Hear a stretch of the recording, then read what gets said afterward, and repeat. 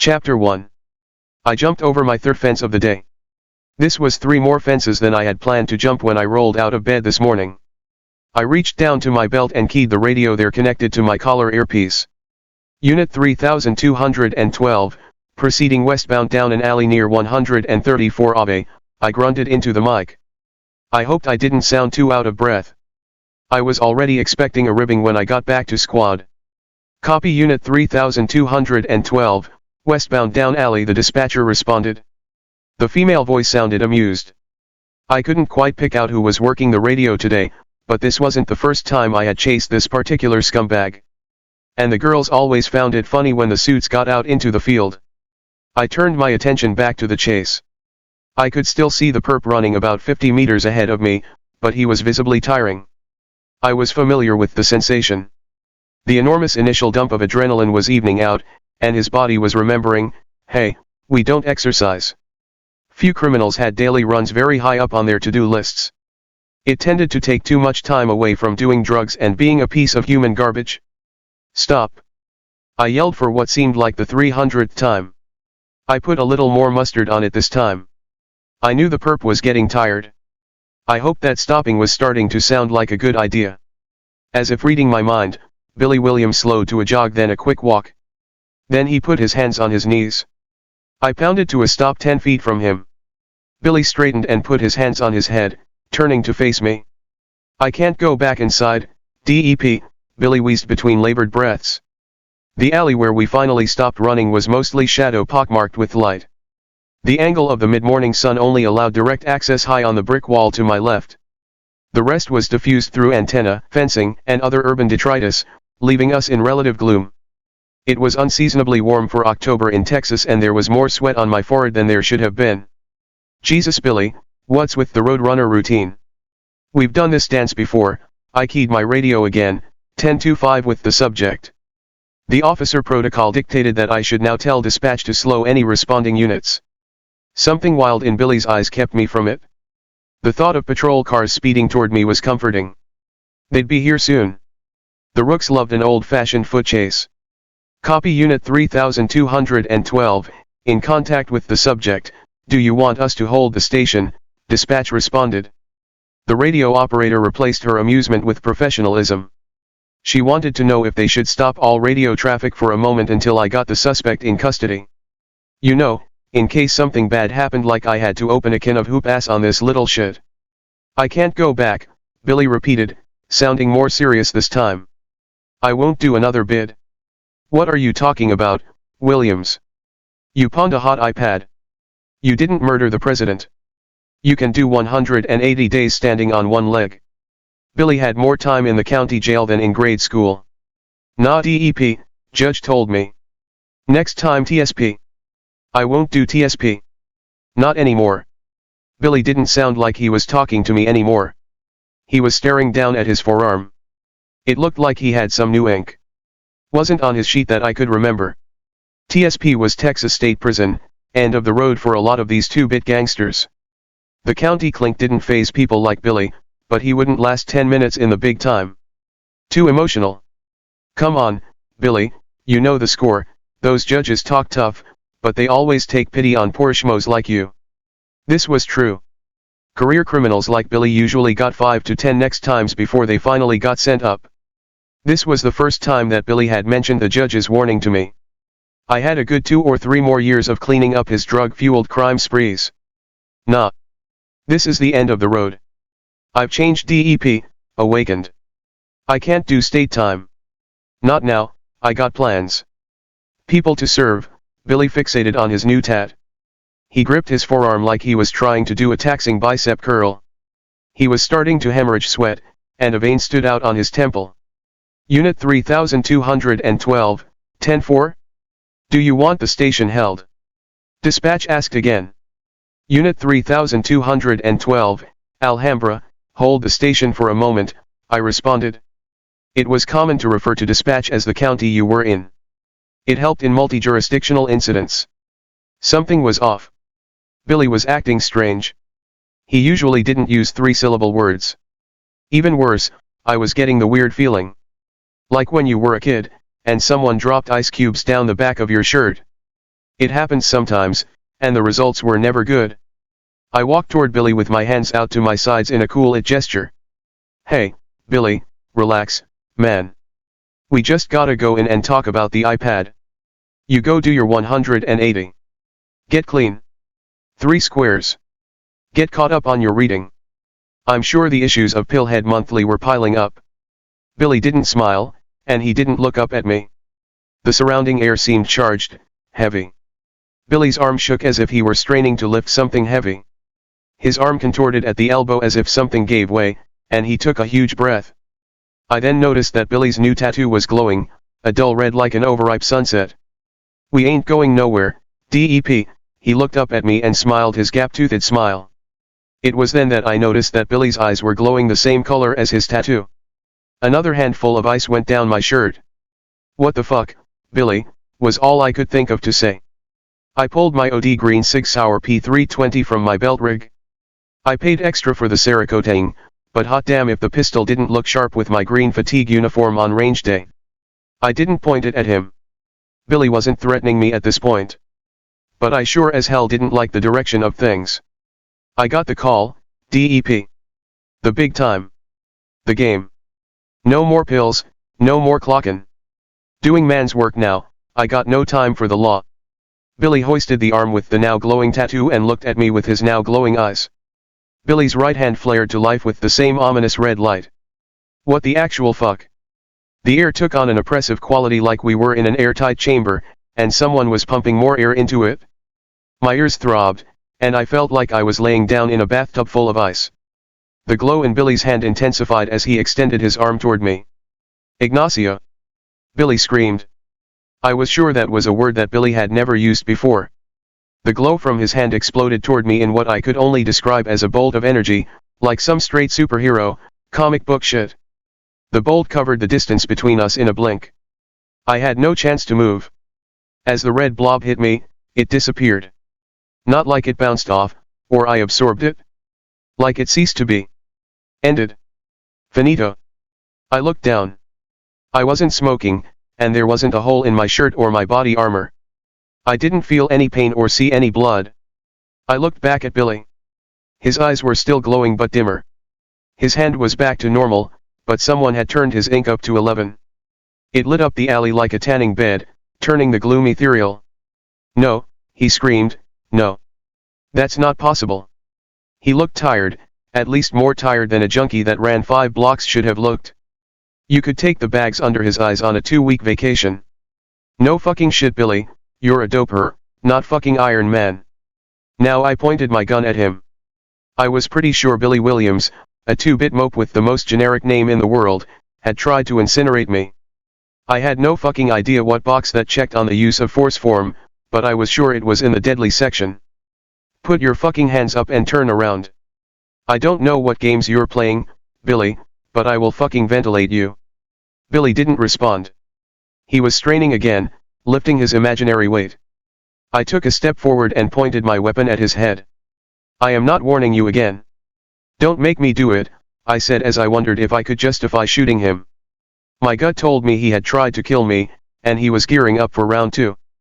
But if I aced this mook right here, that was probably the end of my career and my life as a free man. No one would believe that he shot a fireball at me like Mario that magically disappeared. It would look like I just gunned him down. The air snapped again, and Billy's hand was alight with red energy once more. 2 voices spoke in my head, their voices overlapping. The first was my father, who told me, fool me once, shame on you. Fool me twice, and you're a dumbass. The second was my defensive tactics instructor, who told me, when the train's coming, you step off the track. Heeding both pieces of advice, I took an enormous step to the left. As I moved, I adjusted my aim to the right, tracking Billy's center mass. Another ball of light flew from Billy's hand with an audible grunt. This time the ball didn't disappear. It whooshed by my right side and struck a sizable metal dumpster behind me. I felt a wave of heat and the dumpster, well, disintegrated. Exploded. Those are the words that came to mind. I can only tell you what I saw. One moment I saw a metal garbage container with Benny, the city's cute recycling mascot, painted on the side. The next moment I saw a pile of ash and scrap metal and no Benny. This motherfucker had no concern for the environment. I was now 99.9% sure that Billy Williams had tried to murder, death, kill me. Time to give him an engraved invitation to the smoke show. Chapter 2. As it turned out, I never got the chance. I was preparing to do a little home improvement on Billy's brain box, when he convulsed and let out an inhuman moan. His tattoo was brighter than before, and he was the color of Chinese drywall. No, Billy croaked, not yet. The glow from his tattoo was spreading up his arm, now engulfing his shoulder. I still have work to do. Billy, are you okay? My rage turned on a dime to concern. At the end of the day, Billy was a decent dude. Sure, a pillhead and small-time hustler, but he'd never hurt anyone that I had heard, present flamethrowing excluded. And when clean, Billy was smart and funny. I knew he had a daughter who thought the moon revolved around him.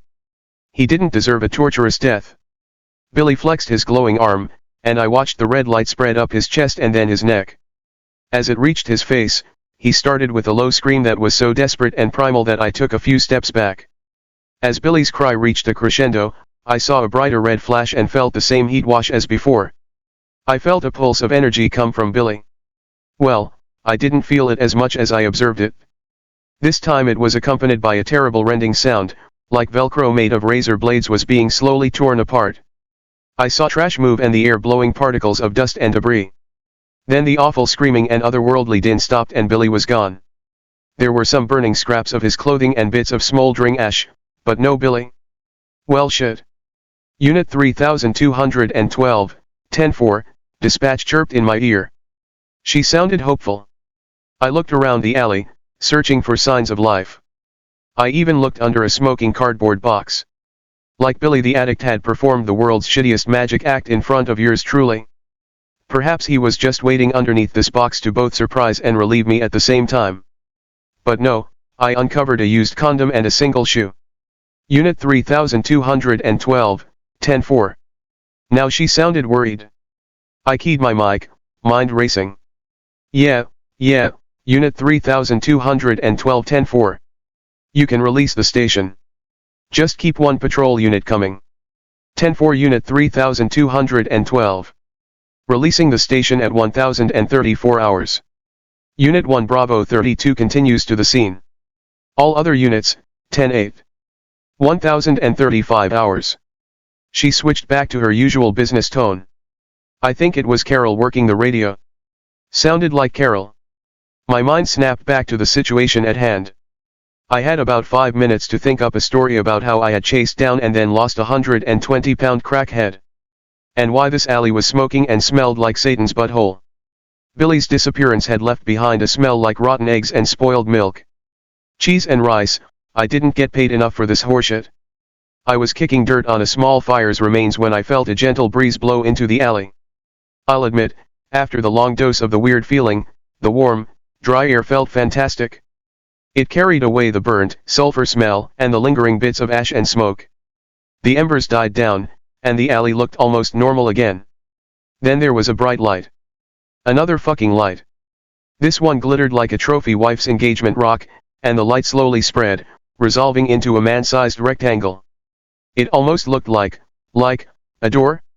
Then the diamond light opened into nothingness, and a man stepped out of the void and into my shitty alley. The man was tall and thin, wearing a sharp-looking, but mass-produced gray suit.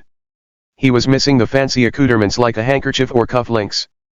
And was wearing sensible black leather shoes instead of some crazy patent leather bullshit.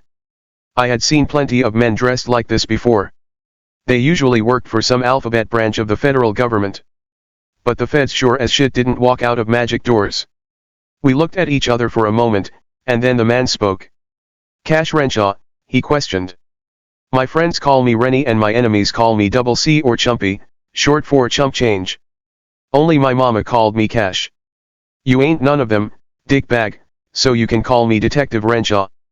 The man in the gray suit popped an eyebrow like the Rock and looked me up and down again. It was a move he had to practice in the mirror. Let me get this straight, he said in a pleasant, resonant voice. You just witnessed a normal human throw a fireball at you, then spontaneously combust. And then watched another man walk out of a magical gate. He trailed off, staring at me. And your first remark is to call me a bag of dicks. He chuckled very disarmingly. You and I will get along splendidly. Listen, pal, I was a little pissed. First off, it was 2 fucking fireballs. And poor Billy just fucking exploded. We aren't getting along anywhere unless it's back to the station with you explaining just what you know about this. I sputtered, gesturing at the alley. Damn it, where's Billy? I yelled. I realized I was waving my pistol around and slowly holstered it. The man was not put off. You have the right of it, Detective Renshaw. Billy exploded. He's gone. Dead. Dust in the wind and all that. He got involved with some evil people and made some terrible decisions that cost him his life.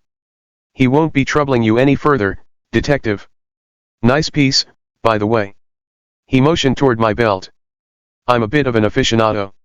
He pulled back his jacket's left side to reveal an enormous revolver in a canted, cross-draw rig.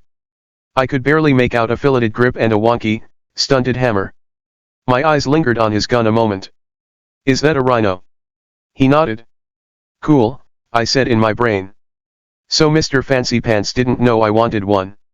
The Chiappa Rhino was a distinctive, aluminum alloy revolver that fired from the bottom chamber of the cylinder rather than the top. It was goofy, unnecessary, and prohibitively expensive. I loved it. It also wasn't something that Uncle Sam was prone to hand out to field agents. People don't explode, Mr. I stopped, not knowing his name. Mr. Benjamin Theodore Rutherford III? At your service. My friends call me Teddy. That sounded like something you would say before bowing, but he didn't. He just looked at me with an amused grin on his face before continuing. And you're incorrect. People shouldn't explode. But they do. Happens quite a bit more often than one would think, to be honest. But I didn't bend the laws of time and space to come here and talk to you about Mr. Williams.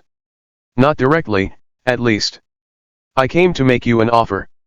An offer to explain at the minimum. He looked up as a siren became audible in the distance. I am afraid we have little time before your friends join us. The man looked around the alley. I had them clean up what they could. You should be able to explain this away. He stepped toward me and extended a hand. I cringed internally but kept calm. I was glad when I saw he was offering me a business card. You are off tomorrow, correct? Your regularly scheduled weekend. He was correct. I let him know. Grand. Then meet me at the address on the rear of this card. He offered the ivory-colored business card to me. I took it and immediately realized that it was at least a 2-card stock upgrade from my own. Dickbag. I looked at the card, and immediately recognized the address. The Smoky Oak. That's a bar, I blurted.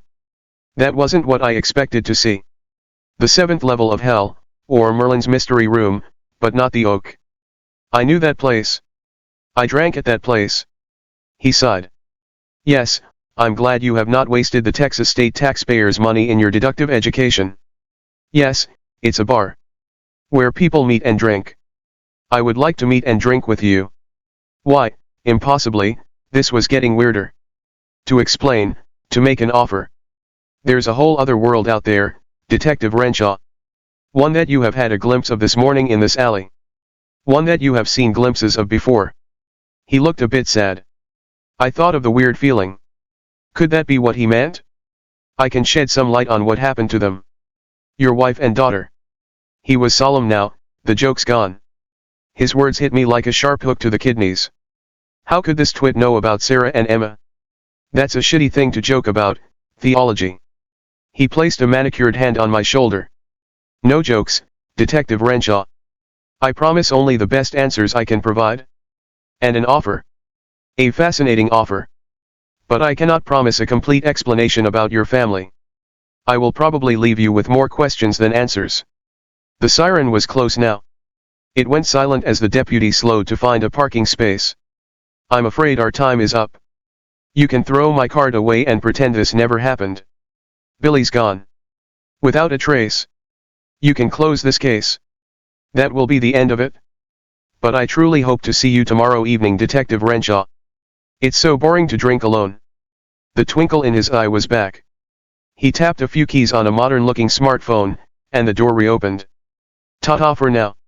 He stepped through, and the door winked out of existence. I was alone in the alley. Alone again. Jogging steps behind me caused me to turn. I placed the card in my pocket. A deputy sheriff in a crisp-looking uniform came to a stop and looked around. Detective Renshaw. Where's the 1015? He meant the detainee. His name tag said, DEP. Holloway, and I could still see the moisture behind his ears. He was young, fit, and eager. Deputy Holloway looked like he walked out of the Alhambra County Sheriff's Office hiring brochure. He got away, I murmured. Sir. He got away, I snapped, louder than I meant to. Look, Holloway, is it? He got away. I had him for a moment, and then he bolted again. I know the guy, I can pick him up later. It's just a bullshit pawn charge. I am not getting all dirty before I am properly caffeinated for a piece of shit like Billy Williams. It's not worth it, trust me. Holloway didn't look convinced but did look smart enough to understand that nothing positive would come from arguing the point with me. Okay, sir. Is there anything I can help you with then? Canvas or something? This kid had a future. He switched gears immediately. No, Holloway, I've got all I need. You can go in service. Thanks for your quick response. I meant it. If things had gone sideways with Billy, and I mean sideways in a conventional way, not sideways in a freaky, magical bullshit way. There's nothing I would have loved to see more than poster boy Deputy Holloway running up this alley like his ass was on fire, chomping at the bit to get his uniform dirty. But this kid didn't need to be anywhere close to this shit show. He looked disappointed. Okay, detective. Let me know if there is anything I can do. And not just with this case. If you need me to run something down, I don't have anything going on today. I'd be glad to help. Thanks, Holloway, I mean it. I'll keep you in mind if I need something, thanks, pal. He gave a nod and started back toward his squad car. I gave him a moment to clear the scene and then started back toward my own car. My mind struggled to deal with everything that had happened in the last, 5 minutes? What had Teddy meant by a whole other world? Like magic? Wizards and spells and all that jazz? That didn't compute. But I had just seen two incredible things that I would be hard-pressed to explain to anyone with an ounce of sense. People didn't explode. There was no such thing as magic doorways and fireballs. No. People shouldn't explode. That's what Shizfuck the Third had said. Shouldn't, but did. I had just seen it with my own two eyes. Smelled it? On top of that, I figured I should be dead. Poor Benny was fucking toast, that dumpster was gonzo. If things had gone differently, it would have been Billy walking out of the alley, not me. I would have been the one in the small crater with tiny bits of my dress shirt and tie floating off in the wind. I reached my unmarked Dodge Charger, fired it up, and pointed it toward the office. I had a lot of questions and knew only one person that could offer any answers. I was feeling thirsty, and my man Ted was buying. But first, I was going to have to answer some questions of my own. Chapter 3. I pulled into the lot of the Alhambra County Sheriff's Office District 6 office. I parked in the front but walked around the rear entrance. That avoided the front desk, where the public would be, as well as the patrol supervisor's office. The more brass I could avoid, the better, but there was one boss I wasn't going to be able to duck my own. I walked into the property detective bullpen. Each district of the sheriff's office was responsible for its own property crimes units. Homicide, major crimes, and special violent crimes, they all had squads at the county level. They worked out of the main office and would respond out to the districts as needed. 3 detectives were standing in a semicircle around a television showing SportsCenter. Hard at work. Yanni Hernandez noticed me come in and turned with a smile. Yo, Cece. On that last pawn case, you worked. Value pawn? Did the owner give you the video surveillance on a flash drive or a CD? The LT wanted to know. I was about to answer when I realized the minefield I was about to step in.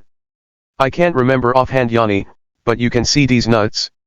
I gestured toward the OL wedding tackle. Yanni's grin split his face and the bay erupted in laughter. Renshaw. My office. Now. The sergeant's voice boomed from the doorway. The laughter died away, and everyone scurried to find something better to do. John Reynolds, my partner in crime on the squad, gave me a worried look before he went back to sit at his desk. I stowed my gear at my desk and ran a hand through my hair. I gazed at the cup of delicious, nutritious coffee that I had picked up on the way back to the station. It would still be there, after this ass-chewing I was about to get. Cold, most likely. I took a sip, burned my tongue and put the lid back on. Perfect. Now Renshaw. I walked across the hall into the investigation supervisor's office. The sergeant and lieutenant were both already waiting for me with grim faces. It wasn't even lunchtime yet, and I'd already had a hell of a day. Close the door and take a seat. Sergeant Caroline Saunders sat at her desk. She looked pissed. Lieutenant Smith leaned up against the edge of his desk with his arms crossed. Would you care to explain why you aren't booking Billy Williams in the county jail right now? Her face was already pink. She was getting herself worked up for a big one. Yes, ma'am. I made contact with him near his baby mama's house. He fled as soon as he saw me. I chased him down. It appeared that he was going to be compliant. Right before I could secure the subject in handcuffs, he darted away and jumped another fence. I started after him again, but I slipped and tweaked my ankle. Not bad, but I wasn't able to run on it. I know where Billy lays his head down at night, I'll nab him. Bullshit. She thundered. That little shit will go to ground. He'll couch surf until he runs out of friends or dope. Last time it took you 3 weeks to track him down. We need closed cases, Renshaw. I'm not running a daycare for shitty detectives. LT. Smith seemed a bit more sympathetic. How's the ankle, Cash? Do we need to do a first notice of injury? His concern made me feel guilty for the lie. It'll be okay, LT. I was able to walk it off. Losing Williams was not a huge deal. This powwow was a disproportionate response. Something else was going on. My stomach gurgled. The LT seemed satisfied with my answer. The sergeant glowered. SGT. Saunders and I have been reviewing your file. The LT frowned. Your productivity is down. Way down. Especially from where you were. Before the fire, he left it unsaid. LT went on, we're concerned. You were on the fast track and now you're barely treading water. We use the district investigations positions to groom young deputies for greater things. Property crimes detective isn't where you end your career. It's a launchpad to homicide. A task force. Homeland Security. The bottom line is that you are not performing. You rank last in the squad for the past 6 months in both total cases closed and cases assigned closed. Your numbers are going the wrong way. You ain't cutting it, Renshaw, SGT. Saunders growled. I don't know what to say, sir. I am doing the best I can. It's been hard since. I took a breath. Since I lost them. It's been 3 years. SGT. Saunders grunted out. Like it was hurting her to say it. Carol. LT. Smith reprimanded her. He looked back at me. We understand that it's been traumatic. A lesser man might have packed it in and sold insurance. But you stuck with it, and we are both proud of you. He gave the sergeant a stern look. She rolled her eyes. He went on, but we have to think of the health of the organization. We have several sharp deputies that are chomping at the bit. We need your spot, Cash. I swallowed. What do you mean, LT? It hurt. Everything he was saying was 100% accurate. I had charted for a stellar career. I heard that the feds were even interested early on, before the fire. Since then, I had been punching the clock. At first, I blamed the grief. More recently, I was afraid I had lost the drive. We're putting you in for a transfer, SGT. Saunders concluded brusquely.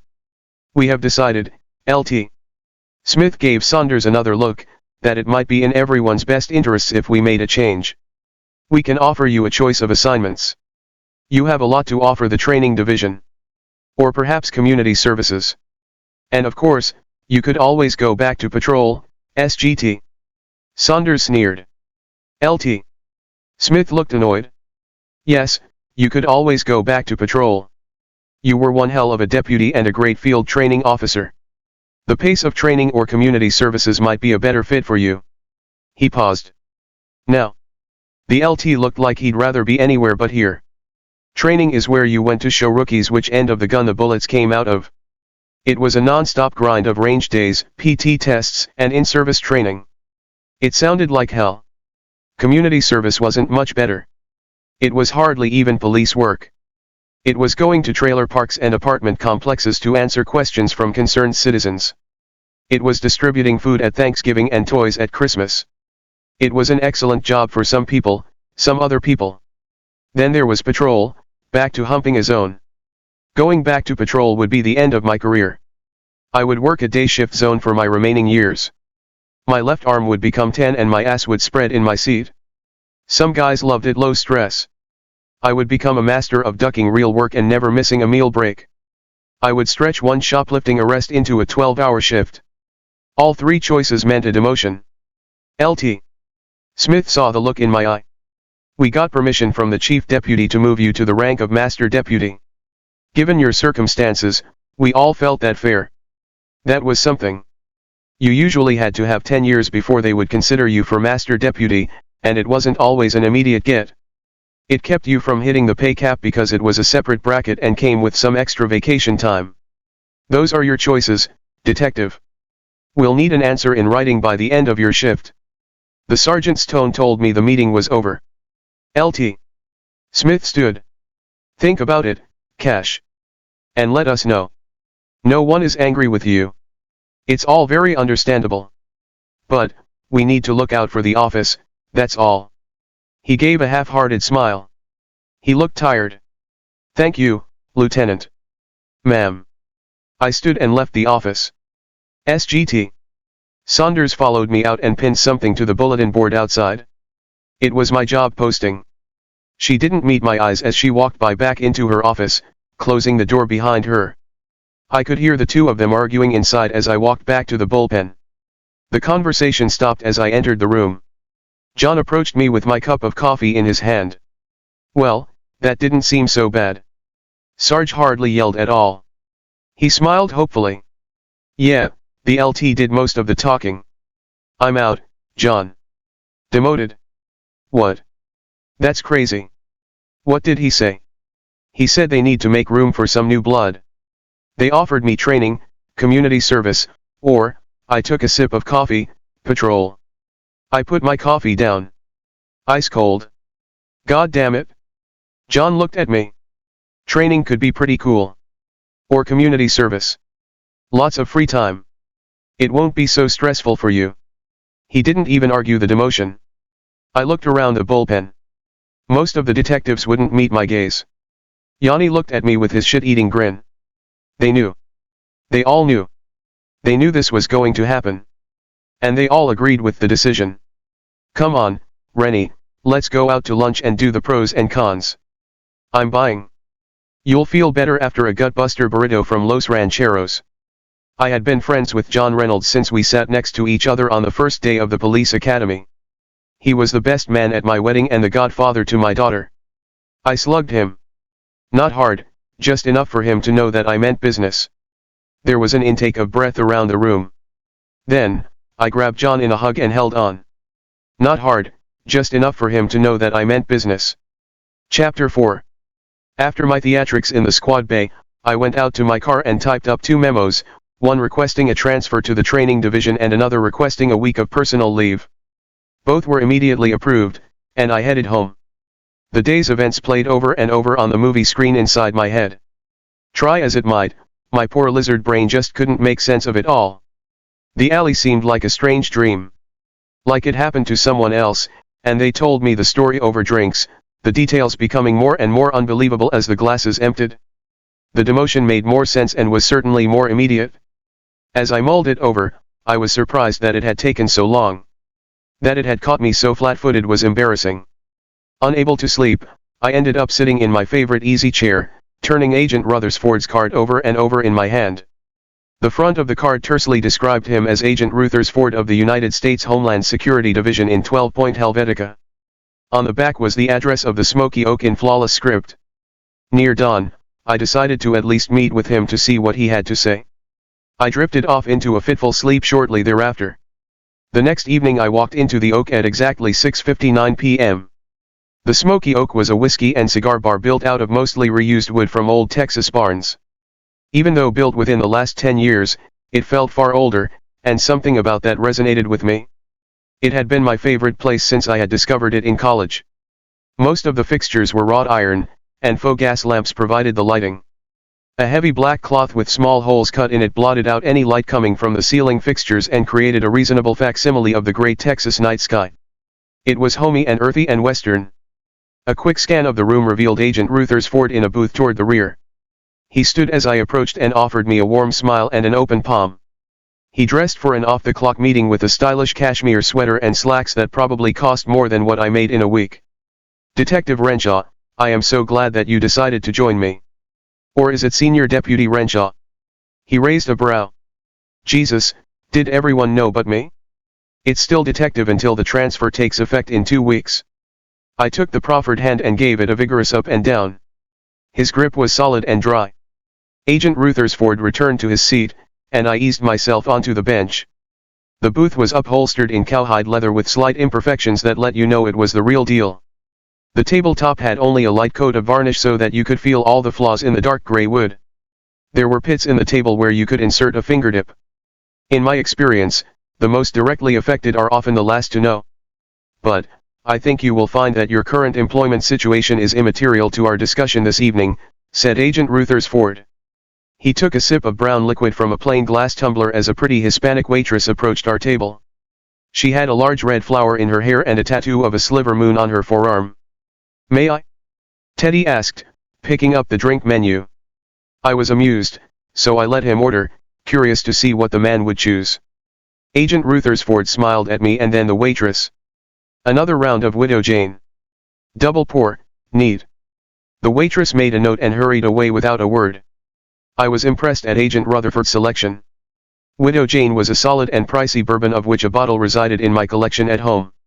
So, Detective Renshaw? So many questions, I'm sure. Where would you like me to start? I want you to tell me whatever it is you think you know about Emma and Sarah. The fire? Of course, I suppose it's only natural for you to want me to begin there. But I am afraid what I know, or at least what I strongly suspect, will not make much sense without the proper context. So, before we talk about the fire, let's begin with the state of the universe. That sounds pretty heavy, Teddy. The waitress returned with our drinks and set mine down in front of me, smiling. "Can I get you, gentlemen, anything else?" Her voice was smooth with just a hint of an accent. "That's all for now, Angie, thank you." Agent Rutherford waited until she retreated. "I suggest you get started on that." He motioned toward my double pour of bourbon. "I think you are going to need it before I am done." He raised his glass, to new friends and new beginnings. "Let's not put the cart before the horse." I swirled my Widow Jane and took a sip. Woody and smoky. It reminded me of the alley. Of Billy's pulsing tattoo. Well, friends at the minimum. Agent Rutherford was unperturbed. "At the heart of it, you must know that it's all true. Everything you think you know about the supernatural. Magic. Ghosts. Werewolves. Vampires. Everything from popular myth and legend is true, to some extent. Often the details are off the mark of reality, but it all exists. Okay. Let me stop you right there, Tidro." I held up my hands like I was stopping traffic. "You're telling me that not only is magic real, but also every fairy tale and myth I have ever heard of are not fairy tales and myths. They are actual living breathing creatures. And no one noticed? I call bullshit."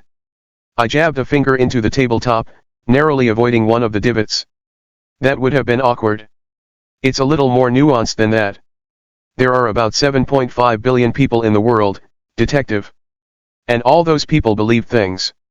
And that belief has power. People think vampires are real, or that they existed, or they at least think about vampires. That belief, that supernatural zeitgeist is what makes the impossible, possible." I blinked. "So because there are movies about vampires, vampires exist?" "Honestly, we aren't really certain. It's all very old. Kind of a chicken and the egg problem. We aren't sure if people think about vampires, so they exist.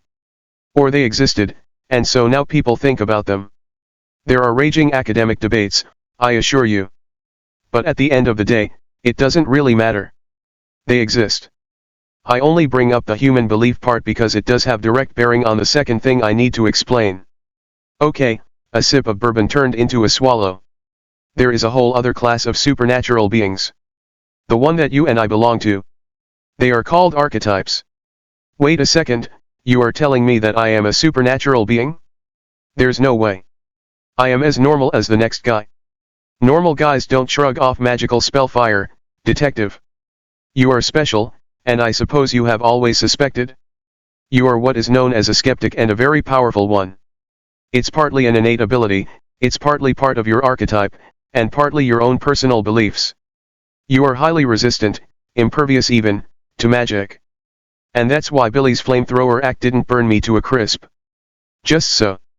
And tell me, detective, what do you know about the fire that killed your wife and daughter? We were all asleep. No one was able to determine how exactly the fire started, but it spread quickly. It was an inferno. I tried to get them out, but the smoke and the heat were too much.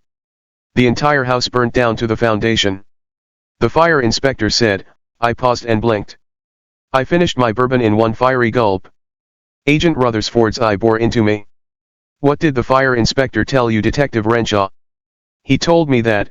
I swallowed again. I couldn't get the words out. He told me that the fire seemed supernatural. That was the word he used. He had been absolutely flummoxed during the investigation. Nothing had added up. It was only minutes from when I first smelled smoke to the entire structure collapsing. Detective Renshaw, I know you are not an engineer, but you understand well enough that's not how fire works.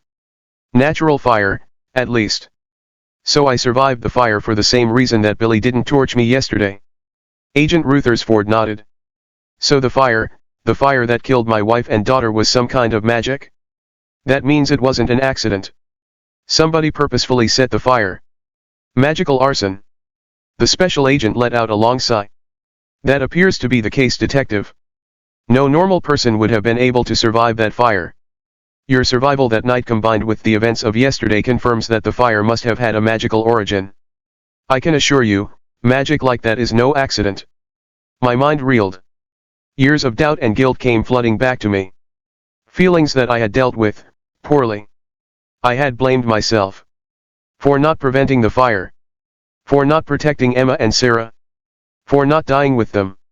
I stared down into my empty glass. I am going to need another one of these. Of course, detective. Agent Rutherford seized the attention of our server and made a circular motion with one finger raised in the air. Do you know who did it? I croaked. He frowned. We do not. To be quite frank with you, it was not deeply investigated. There were no obvious traces for us to follow and we could not be sure of the cause ourselves without contacting you directly. The decision was made not to do that, but instead to monitor you. Teddy made a face that made it clear that he did not necessarily agree with the decision. And who is we, T? I work for the United States government. Now the Department of Homeland Security. Agency of Metanatural Investigation. Our directives are to investigate crime with metanatural involvement and prevent the normal world from intersecting with the metanatural in any way that would prove disadvantageous for either side. Most major governments in the world have such a body, and we cooperate. Mostly. Angie came with another round of bourbon. I grabbed my glass as soon as it hit the table and took a drink. My hand was shaking. Angie took the opportunity to lift the old glass lantern on the table and light the tea light underneath. The warped, bubbled glass emitted a wobbly yellow light. And while we are on the subject of the Army, Teddy went on once we were alone again, we would like to extend you an offer of employment. Special Agent. My wandering mind snapped back to the here and now. You want to hire me? Me. Why? I would think your performance yesterday in the alley would make that obvious. Because I didn't get burned by Billy. Exactly. That and your archetypal powers. You mentioned that before. Archetype. What does that mean, exactly? It's difficult to explain, and you must be nearing information fatigue. I sat up straighter. No, I'm okay, Teddy. Lay it on me. Agent Rutherford looked at me appraisingly. People believe in a lot of things. Not just myths and legends. Monsters and demons. Other things. More normal things. That belief gives those things power. I am losing you, theology. He sighed. Maybe I can explain by example. Let's take me. I am what's known as the refined gentleman. I exist as a physical embodiment of what you think of the uptight, upper-class gentry. Educated, persnickety, rich. I am all those things. And importantly, I cannot not be those things. Archetypes bestow limitations along with their powers. It's physically difficult for me to use profanity. I would never choose to dress poorly. If I were somehow forced to do so, I would experience physical discomfort and a dampening of my other refined gentleman abilities. So a plumber's crack is your kryptonite. Agent Rutherford laughed. Close enough, I suppose. But it's all generally much more subtle than that. I was born rich. I have always been rich. I will always be rich.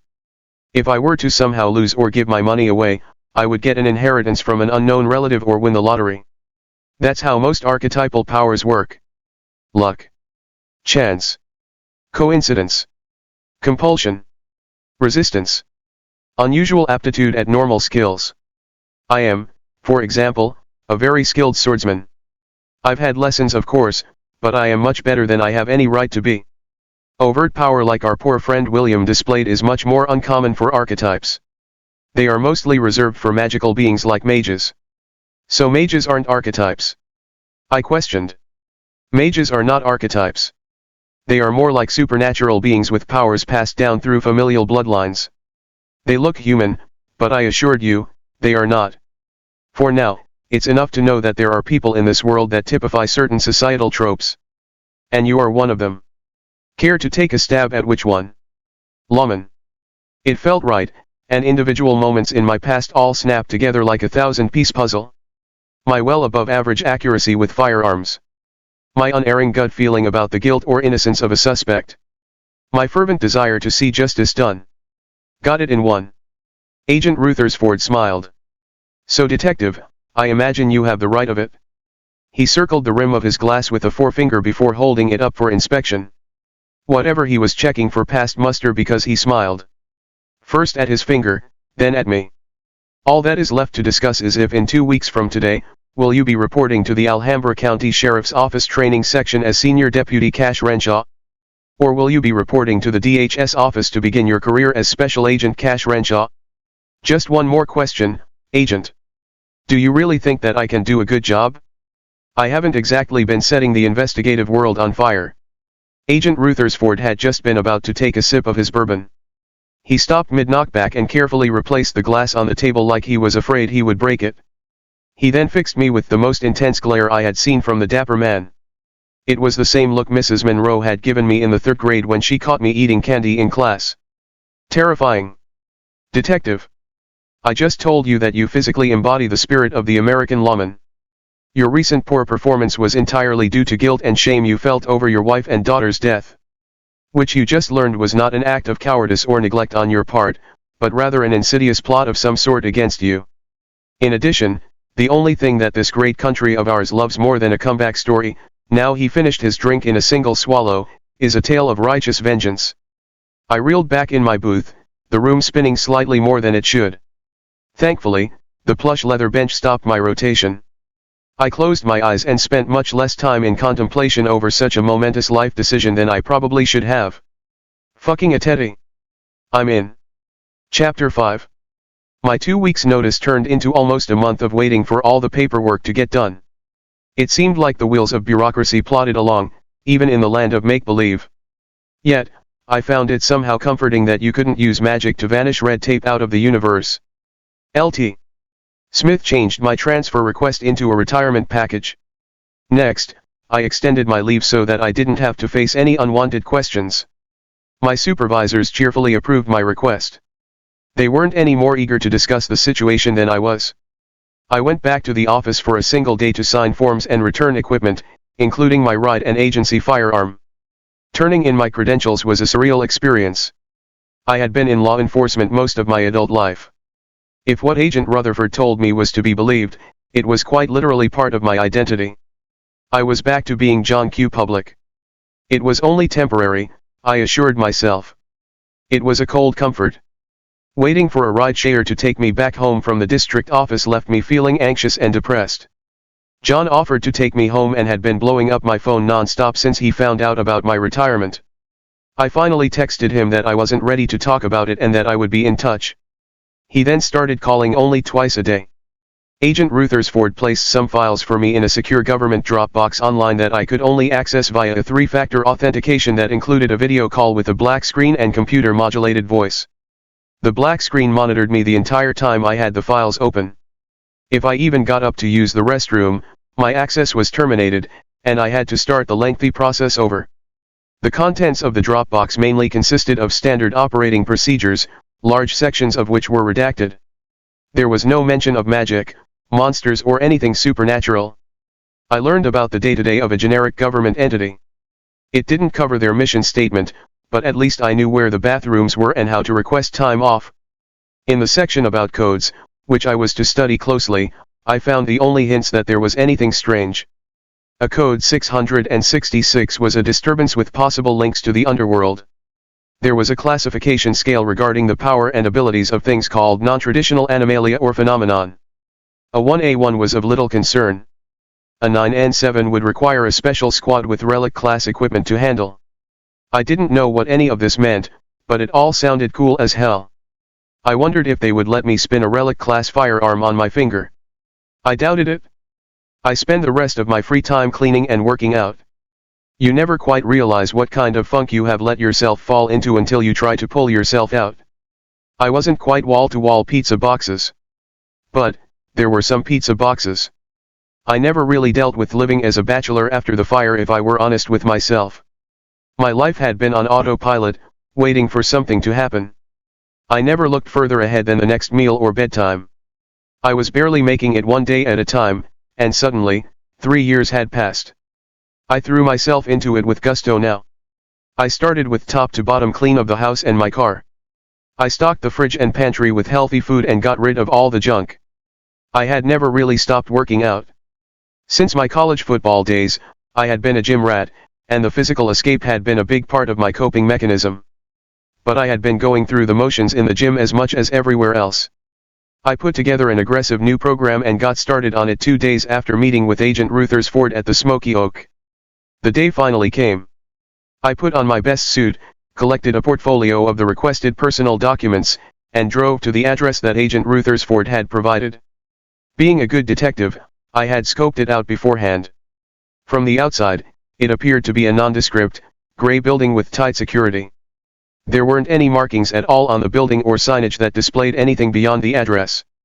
I was stopped at the civilian gate as directed. Beyond the gate was an intimidating checkpoint that I wouldn't have been able to drive a tractor-trailer through. A man in a crisp khaki uniform checked my name and ID against a tablet he was carrying. He made a call on his complicated-looking cell phone while another uniformed man wanded over my car with something that looked suspiciously like the ectometer from Ghostbusters. I passed whatever checks they had in place because the ponderous gate finally began to inch open. The security guard directed me to an underground parking lot that was itself gated. I was to park in spot F3 and proceed to the elevator to the northwest and wait there until someone came down to collect me. Neither guard smiled or made eye contact as I slowly drove through the checkpoint. There was no car ahead of me and no car behind me.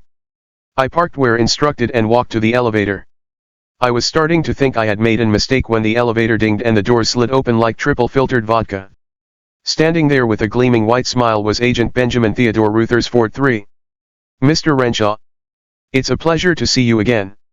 So, you didn't have any problems getting through security? No, sir. Quite a tight ship you guys are running. The goons at the gate hardly cracked a smile. They take their jobs very seriously, I'm afraid. The security threats that the agency faces, while infrequent, can be rather intense. And please, call me Teddy. We are to be partners after all. He stepped back on the elevator to give me room to enter. Partners? I exclaimed. Certainly. He pressed a button without markings. You didn't think that you would be working alone? I thought about it. The manual mentioned 2-person investigative units. I guess I hadn't considered it, honestly. I certainly didn't think I'd be working with you. Aren't you like a recruiter or something? He smiled. No, Cash, I am a special agent. Same as you will be in about, he checked his watch, 3 or 4 hours from now. The elevator dinged. It's customary here for agents to select their own partners. We are seldom assigned. If there is no one internally suitable, we are encouraged to recruit from the outside. Ah, here we are. The door slid open, and we stepped out into a reception area. Some signage indicated that we were in the personnel section. A handsome brown-haired man sat behind a desk. When he saw us step off the elevator, he picked up a phone and mumbled something. "Good morning, Agent Rutherford. This must be your new partner." The man stood up and offered his hand to me. "I'm Thomas, an administrative assistant here in the personnel section." I shook the man's hand. "Nice to meet you. I'm Cash Renshaw." A door opened to the right, and a short red-haired woman came skittering out. She saw us and came to an abrupt stop. She was wearing a sharp gray suit with a pencil skirt that didn't quite fit her right and heels that seemed a bit too tall. She wore her hair up, but her unruly, wavy locks were already threatening the confines of her carefully applied pins and clips. She carried several folders packed to the gills. "Good morning," she squeaked before clearing her throat. "Good morning, Agent Rutherford." She looked at me. "You must be Agent Renshaw. Nice to meet you." The redhead smiled winningly. Agent Rutherford gave me a gentle pat on the back. "Tina here will get you through all the essential paperwork.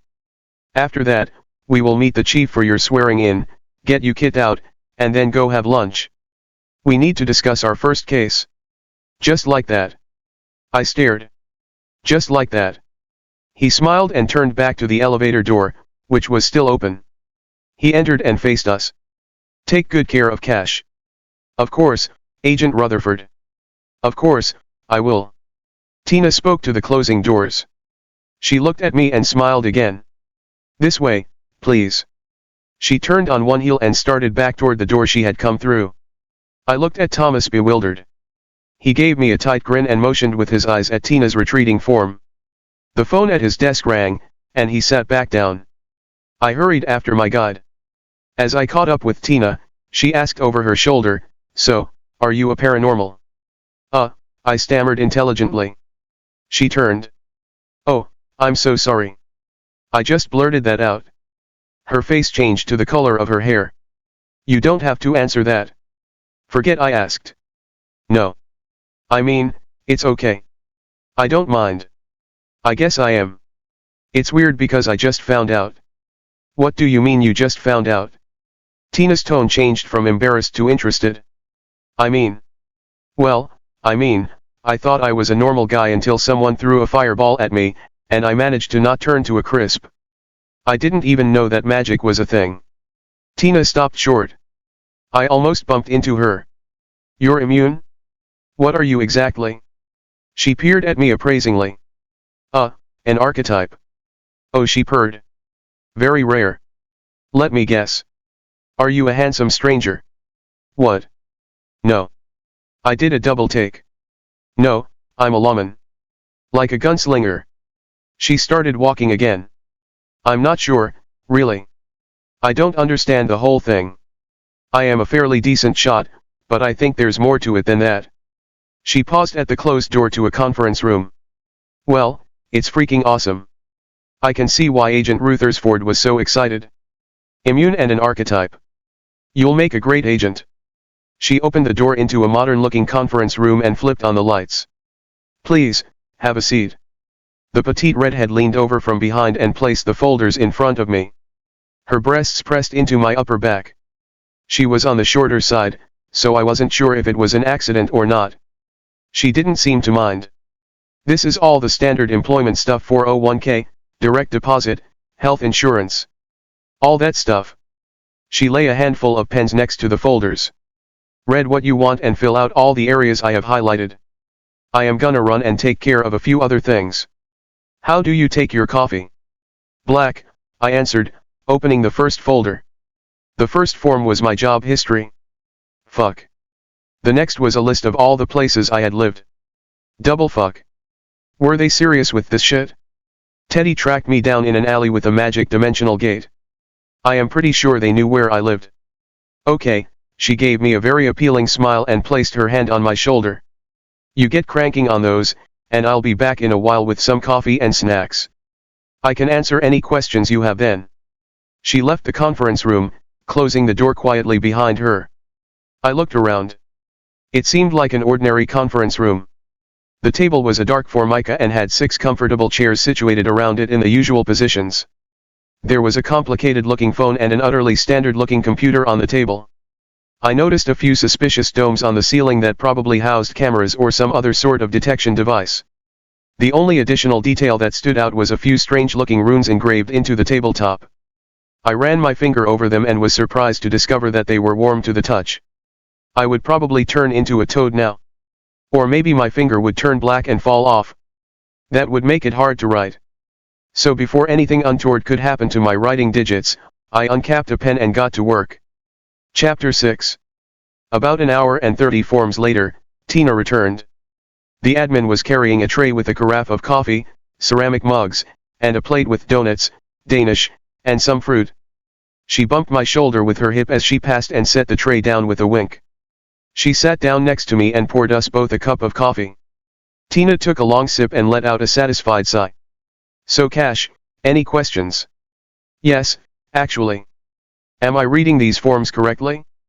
The agency offers both a retirement program and 401k matching. Yes. Free health and dental. Yepper pepper. Company vehicle with unlimited personal use. For agents, yes. A bit of a scowl. These are some pretty hefty benefits. The pay alone is triple what I was making. Tina looked down and worried at her coffee cup. It's a dangerous line of work. The compensation is proportional. What do you mean? Now it was my turn to look uncomfortable. Well, she took another sip. Let's say that the agency doesn't necessarily plan on paying out on all these benefits. Tina looked up at one of the black domes on the ceiling. At least not to you. Make sure you fill out all the beneficiary forms. Are you talking about getting whacked in the line of duty? But aren't I supposed to be immune to magic or whatever? Tina chewed her lower lip. I don't know about you specifically, but other people that have had an immunity power. Well, it only worked when magic was to affect them directly. If a mage was to use telekinesis to throw a car at you, she trailed off. Squish, just like grape. I monotoned. Mr. Miyagi knew a few things about life. She waved her hand dismissively. I'm sure you'll be fine. Archetypes tend to do very well. But, well, I mean you are replacing somebody. Right? We don't have many retirements around here, for agents at least. These are all things that you should discuss with Agent Ruthersford. I'm just here to get you signed up. I am not an expert in field work. Fair enough, I smiled, but my mind was going 1,000 miles an hour. Oh, here, fill this out. How do you want your name to appear on your credentials? She passed me a form that I quickly filled in without considering it. Okay, just one more thing for now. I need to take some quick measurements. Stand up and raise your arms out sideways. I numbly stood and raised my arms. Tina held out a small device and pressed a button. Narrow red beams of light shot forward. The machine beeped. Okay, turn around. She repeated the process. I felt dizzy, and the room was too small. I need to use the restroom. That coffee is running right through me. My voice sounded far away, like through a tunnel. Oh, sure. Tina said, now fiddling with the device, turn right and it's the second door on your left. Wait, take this. She reached into her jacket pocket and pulled out a plastic badge. She handed it to me without taking her eyes off the device. Temporary access badge. So you don't get immolated. Immolated. Tina finally looked up from the sizing machine and smiled, you know, death by fire? We can't have you combusting before you take me out for coffee. She winked. At least, I think she did. The edges of my vision were blurring a bit. I took the badge from her and stumbled to the door. Was it hot in here? I managed to find my way into the bathroom without burning to death. My heart was pounding in my chest. I ran some cold water in the stainless steel sink and splashed it on my face. I fought to steady my breathing. 4x4. Combat breathing. Inhale for a count of 4. Hold for a count of 4. Exhale for a count of 4. Repeat. Steadily, I returned to myself as my conscious mind reasserted control over my autonomous system's man-brain over lizard brain. I looked at myself in the mirror, and I barely recognized the reflection. I had shed a lot of the accumulated flab of the past 3 years in the past month. Only my eyes looked familiar. My light eyes had always been Sarah's favorite thing about me. She'd said that they complemented my Texas-sized nose. I felt like my off-center schnoz gave my face character and kept me from being a pretty boy. My breathing steadied, and I smiled at my sopping mug. What am I doing, Sarah? I asked my reflection. Were people going to throw cars at me during my first case? Was I going to get set on fire if I forgot my badge? What the fuck was going on? Sarah had been my rock. Whenever things seemed out of control, she was always there. Sarah made things better just by refusing to believe bad things would happen. And when bad things did happen, she assured me that it was some cosmic mistake and quickly moved on. She wouldn't want me to dwell on the mites, as she called them. Yes, I might get pulverized on my first day. I also might become the best special agent the Bureau of Meta-Investigations had ever seen. In Sarah's mind, only one of those things had been possible. That unflagging positivity was one of the things that had attracted me to Sarah the most. That and her world-class rear end. I dried my hands and face and straightened my tie. Enough perving on my dead wife. There was work to do. I returned to an empty conference room and finished up the last of the forms. I was drinking the dregs of the coffee pot and rolling a lonely strawberry around on a plate when Tina returned. She looked over the documents and appeared satisfied. Well, you're all done with me. For now. She gave a sly smile, and I thought I caught another wink. Head back to the elevator and go up to the 11th floor. I'll let Agent Ruthersford know you are coming up. Thank you, Tina. I appreciate your candor. No problem, Agent. It's my pleasure. I could feel her eyes boring into my back as I left the room. I resisted the urge to look back.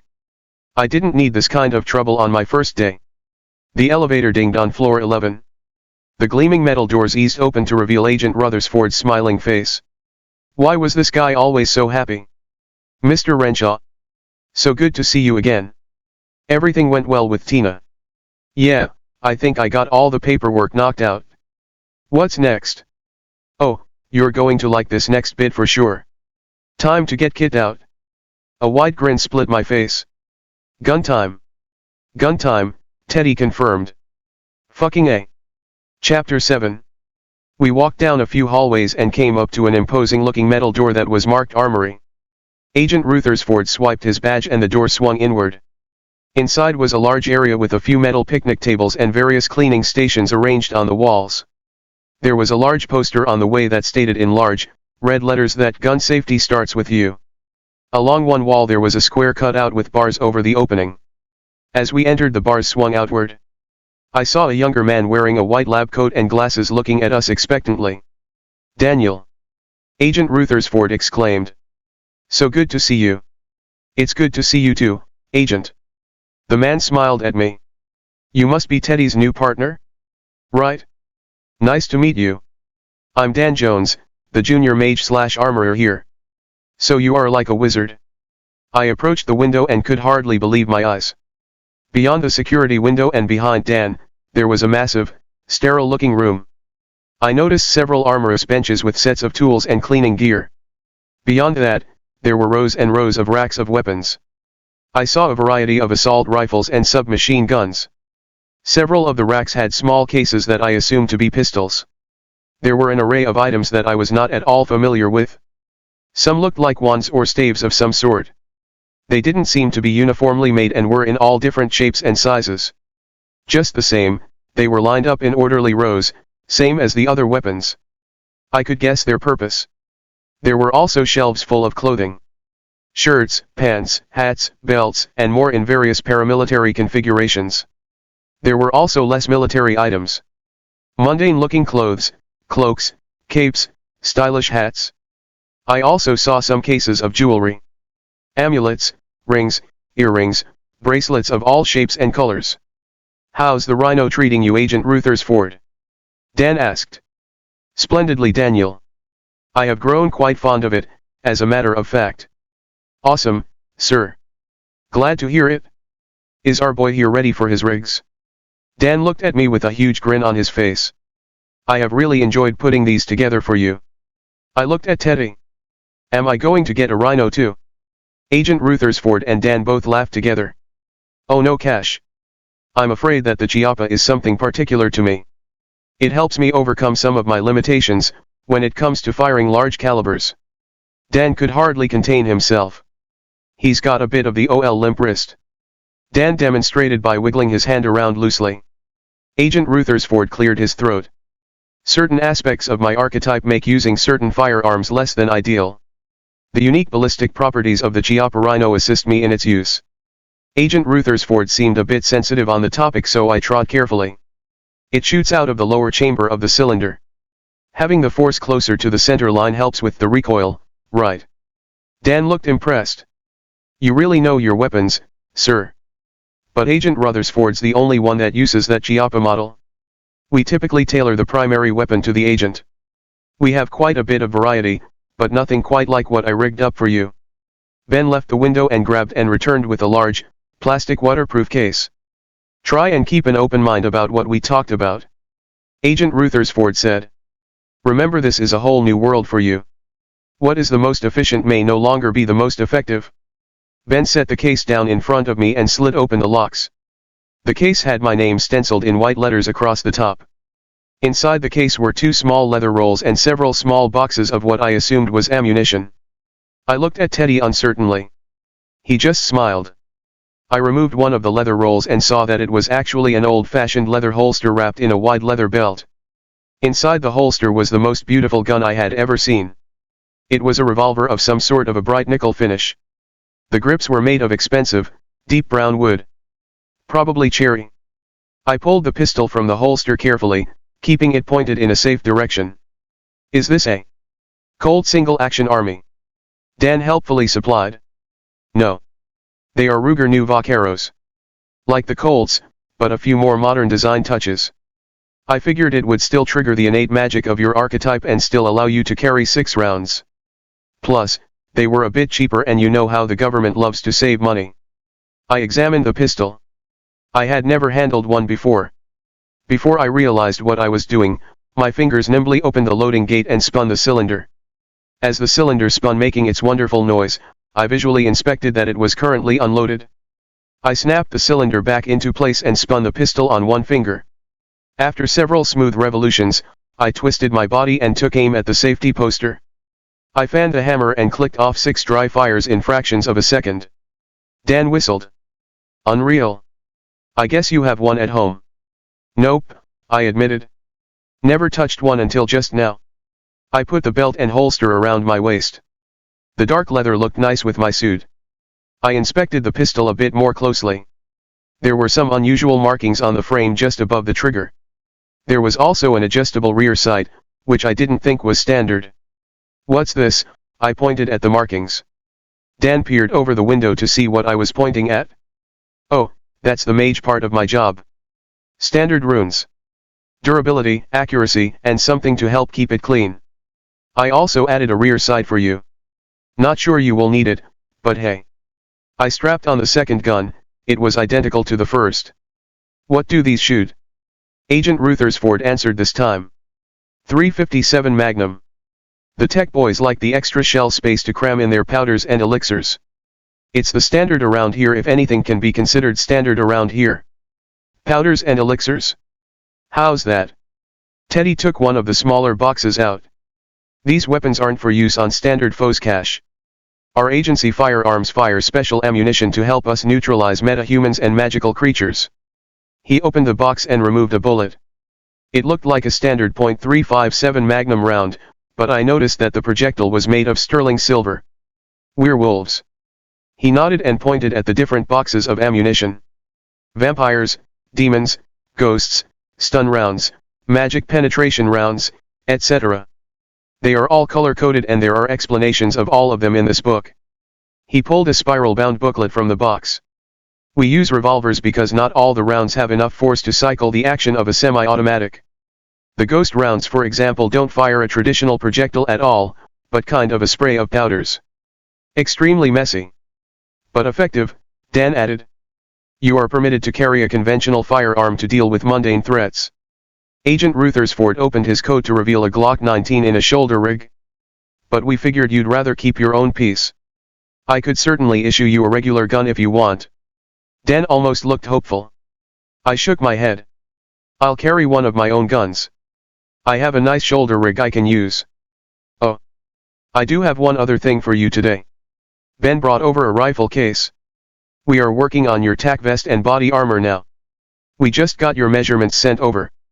We will have it ready by the end of the day.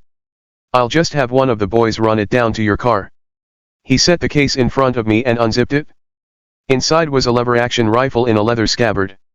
I pulled it out and looked at it, running my hand over the walnut stock and nickel finish. It's a Henry Big Boy carbine. Chambered in .357 Magnum, of course.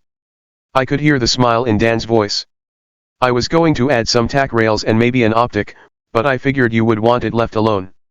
I worked the action and sighted down the barrel. No, it's perfect, I muttered. Awesome. I've got another piece I am working on for you, but it's not quite ready yet. I'll give you a buzz when it's finished. Agent Rutherford placed a hand on my shoulder. Are you ready to qualify? Teddy, let's go punch some paper. Chapter 8. We went up to another floor and walked into a modern-looking range. This broke my brain a bit because you typically didn't find these in the middle of office buildings. The flying projectiles and all.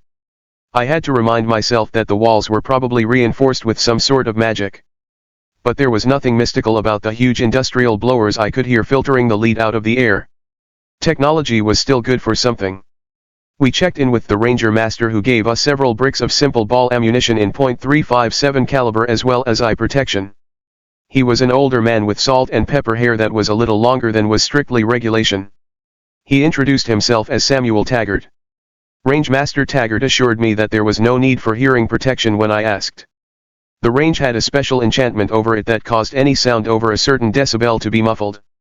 Agent Rutherford led me to a shooting stall and waited while I loaded my pistols and rifle. The box included 6 extra cylinders that I was able to load and attach to my belt with some custom leather snaps. I also put some ball ammo into the bandolier in the rear of my pistol belts. Teddy walked me through the standard state marksmanship courses with both my right and left hand.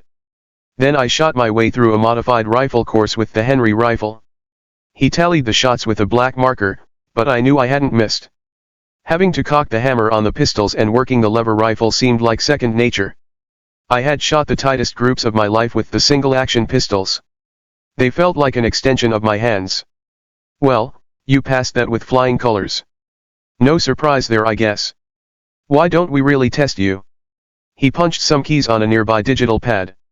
6 man-sized targets went down range about 10 yards, several feet between each target. One of the targets was the silhouette of a werewolf. Cued. Draw, put 1 round on each target, and holster as fast as you can. Sam had come over with a shot timer. The 2 men stood behind me and I waited for the tone. I drew and fired as fast as I could, consciously thinking about drawing, cocking, and firing. After the 6th shot, Sam held up the timer with a frown. It showed a 5.6. I thought that was pretty good and I said so. Good for a normal human maybe, Samuel said, but some for someone of your supposed pedigree. Try again, Agent Rutherford encouraged while I reloaded, only this time, don't think about it. Your conscious mind is getting in the way of the magic. Just focus on the task of shooting the targets. Don't think about how you are going to do it. It seemed like a bunch of bunk to me. I reholstered and Range Master Taggart took up his position again with the time. I tried to imagine the targets being shot while I waited for the tone. Sam made me wait a bit this time, he was trying to get into my head. When the timer finally sounded, my hands acted without much input from me. The next bit I was fully aware of, I was sliding my pistol back into the holster. There was a single hole in the X-ring of all the targets, except the werewolf who was sporting a new hole in his head. Sam whistled and held up the shot timer. 2.2 seconds. Now we are talking. I think that's a new world record. The range master gave an enigmatic grin. Not an agency record though. Try this, Nevada sweep. Put 2 in the 3rd target. He put out 3 new targets at the furthest spread. In a Nevada sweep, I would have to shoot the targets in order and then reverse. I just thought about the order and the pattern, not about the drawing or the aiming. The tone sounded. 2.3. Left-handed. 2.2. We went through several different exercises. I actually got slower as my mind tried to comprehend what my hands were doing. The range master stopped me. Stop trying to aim, Just let your hands do it. No one can consciously shoot this fast. Even the masters are just using practiced muscle memory and luck. Your hands know what to do, let the magic work. I digested this advice and let my hands work of their own accord. My times went back down and I started adding a spin on the return to the holster. This was extremely unsafe, but I did it without thinking, and if the range master minded, he didn't say anything. Well, Cash, I could honestly watch you shoot all day. But we have appointments to keep. Agent Rutherford smiled. Sam put the timer away and started sweeping up the spent casings I had been throwing on the floor. I'll take care of the brass this one time and one time only. The range is open daily from 10 a.m. to 9 p.m. Don't be a stranger. I'd love to see what you can do with that, Henry. Leave your car keys, rifle, and gun box here, Teddy instructed me. We'll have an intern drive your car home and leave all your new gear in your agency vehicle. I want to leave right from the swearing in. I am quite peckish. Should I load up? I asked. Agent Rutherford thought for a moment. I suppose you should. Load your left pistol with the stunner rounds and your right pistol with the anti-magic ones. Put an assortment of all the types on your belts. You can customize your loads later. He glanced at his watch. The chief is waiting for us. I loaded my Rugers and belts with the same superhuman speed I had fired them with. I packed up the rest of the gear and left it all on a table with my car keys. Agent Rutherford was already heading to the door, so I hurried to follow him. Anything I should know about the chief? I asked as we entered the elevator. Teddy was quiet for once. I could hear the gears turning. Be polite, and say as little as possible. He offered no explanation. We got off onto the most luxurious floor I had seen yet. Tell Director Barnum that we are here for the swearing in, Teddy spoke to the matronly administrative assistant, who nodded once and picked up a phone. A door buzzed. Please see yourselves in. The severe assistant instructed. I followed Teddy into a spacious office with huge floor-to-ceiling windows. There was a walnut conference table arrayed with some documents and a phone, an ID with my picture on it, and a badge in a leather carrier. Behind the desk was a woman who stood as we entered the room. She was of average height with a slim build. She had medium-length brown hair and her face was pinched in a frown. I figured if you looked up resting bitch face in the dictionary, there would be a picture of this lady. Gentlemen, please come in. This must be Mr. Renshaw. I've reviewed your file. I am Director Dorothy Barnum. The way she said I've reviewed your file gave me absolutely no clue if that reading made her happy or sad. DD would make a hell of a card player. Still, I was buoyed by my performance on the range and my new toys. I was starting to feel like the old me again. It's a pleasure, ma'am. A man stood up from the side chair in front of the desk. He was tall and fit with a close haircut. He sported a weekender tan and bright white teeth. He screamed G-Man Wrangler to me. And I am Dennis Northcutt, Bureau Chief of the Investigative Section. You will be reporting to me. Whoa. Nice guns, the man's natural enthusiasm spilled over. Director Barnum became frownier. Chief Northcutt, let's get the swearing in out of the way so we can get back to our discussion. The section chief straightened his tie and led me over to the table by the door. He picked up a pen from the table and handed it to me. Just sign, here, here, and here, he said, pointing to several different forms. I did so and Chief Northcutt handed me the ID card, badge, and a cell phone which seemed to be identical to the one I had seen Agent Rutherford use. Welcome aboard, he said in a low voice. I'll schedule some time with you this week. He quickly returned to the doer director's side. I pocketed the phone and clipped the ID card onto my suit jacket. The badge I fastened to my belt near my right-hand pistol. The chief and director both looked at me expectantly, so I stepped up to the desk. Raise your right hand and repeat after me. Director Barnum said as she mirrored raising her right hand. I, state your name. I bit my lip resisting the urge, Cash Justin Renshaw. Do solemnly swear that I will support and defend the Constitution of the United States against all enemies, foreign and domestic, from this dimension and others, that I will bear true faith and allegiance to the same. I repeated the lines, almost fumbling the part about extra-dimensional beings. I take this obligation freely, without any mental reservation, magical compulsion, or purpose of evasion, and that I will well and faithfully discharge the duties of the office on which I am about to enter. So help me God or whatever higher beings to whom you pledge devotion. I finished the oath, choosing God as my higher being. Director Barnum almost smiled. Congratulations, Special Agent Renshaw. She offered her hand. I stepped forward and shook it. I registered a flash off to the side and realized that Teddy had taken a photo of our handshake. He smiled as he reviewed the photo and gave me a thumbs up. Director Barnum rolled her eyes and then fixed me with a stare. We will be watching you with great interest, Agent Renshaw. Try not to let us down. Not exactly encouraging words. Something about her tone of voice was setting off the weird feeling. If either of the other two men in the room noticed anything out of the ordinary, they didn't react. Director Barnum sat back down and opened a file folder on her desk. I guess the meeting was over. Teddy ushered me back to the main elevator. Well, that was excruciating. What do you say to Baldwin's Deli while we go over the details of our first case? Baldwin's was a fancy sandwich place across town. Like underground subs, but with waiters and 3 times the price.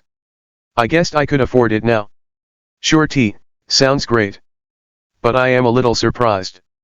I am starting right away? No training or anything. In a certain sense, you have been training for this your whole life. But no, all the training is done in the field by the senior agent. Namely, me. We exited back into the parking garage. I noticed that my car was already gone. In its place sat a brand new Dodge Charger SRT Wildcat. Agent Rutherford smiled broadly at the black sedan. Ah, your faithful steed is back from the garage and ready for service. This is mine. I could hardly believe it. Teddy responded by handing me a set of keys. You just signed for it in the director's office. Really, Cash, you should read the forms. I took the keys and stared. Ted, this thing can do almost 200 miles per hour. It must have cost over 100 grand to get this outfitted. I am not sure I am comfortable with this. I thought back to what Tina had said about the longevity of special agents. Agent Rutherford smiled and slid an arm around my shoulders. He pointed past the Hellcat and a sedan a little further away from the elevator. Would it make you feel better or worse if I told you that was my car? I followed his outstretched arm to an electric blue Bentley Flying Spur. Of course. Worse. I croaked. Then you won't mind if I drive to lunch. I didn't mind. Chapter 9. I was right, not to mind. Teddy's Bentley was like riding on a cloud rocket ship down a mag train railway. It had less in common with my personal Toyota sedan and more in common with the SpaceX Dragon. It had very few police extras, though. A fancy-looking laptop was on a dock in the main cabin. There was, of course, a radio that Teddy assured me could be patched into any system in the greater Alhambra County area with a few button presses. We had our own central dispatch that we checked in with to advise we were on our lunch break. The Flying Spur's sole concession to being a working car was the rear passenger compartment. A near-invisible bulletproof glass partition separated the front and rear seats. I noticed a few fine engravings on the glass of the same type on my pistols and rifle. Magical runes. Agent Rutherford told me that they strengthened the glass and made the rear compartment air-sealed from the front and soundproof. There was a microphone and camera system linked to the laptop. He explained that in certain circumstances, we wouldn't necessarily want to see, hear, or smell our passengers. He didn't explain further, and I wasn't sure I wanted him to. I did soothe my own pride a bit with a quick internet search. My Hellcat did have more horsepower than the Bentley, even if it only cost a third as much. We pulled into the parking lot of Baldwin's Deli. We hung our badges and IDs on chains around our neck, easy for the public to see and explain our firearms. After we were seated at a back table and placed our orders, Teddy addressed me. I'm sure you have a million questions, Cash. In the interest of time, give me the top 3, and then we can get down to business. I thought for a moment. Do you trust Director Barnum? Agent Rutherford started. I do forget just how perceptive you are, Agent Renshaw. Very well. No, I don't trust her. I have worked with Chief Northcutt for several years. We have a wonderful working relationship. He frowned.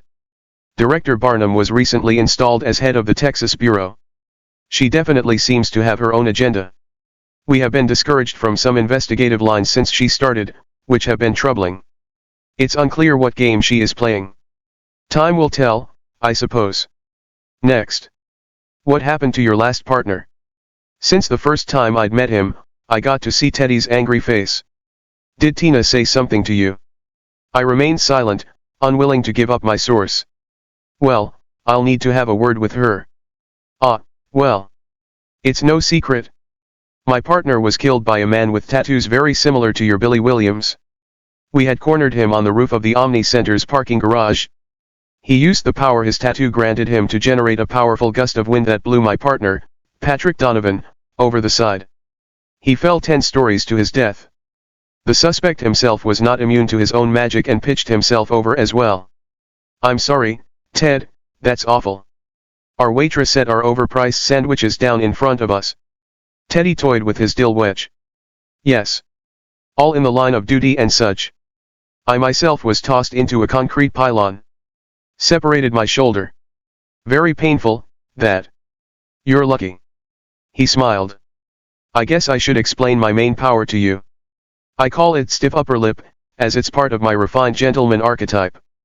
I don't resist magic as you do, but its effects are lessened on me.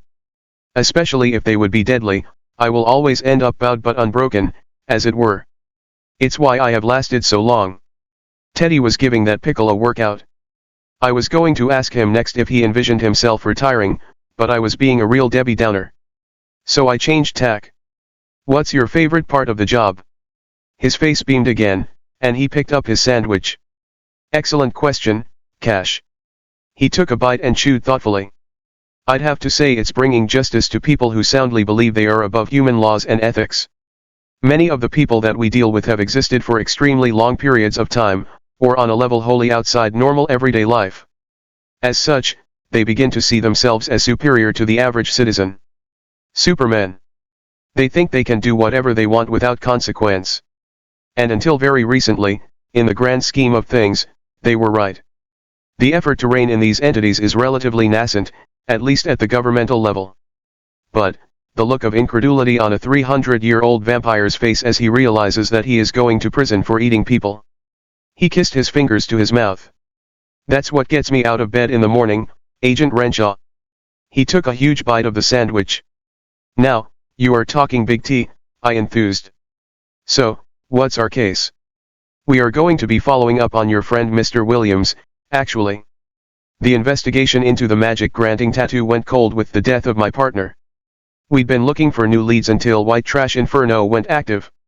White Trash Inferno.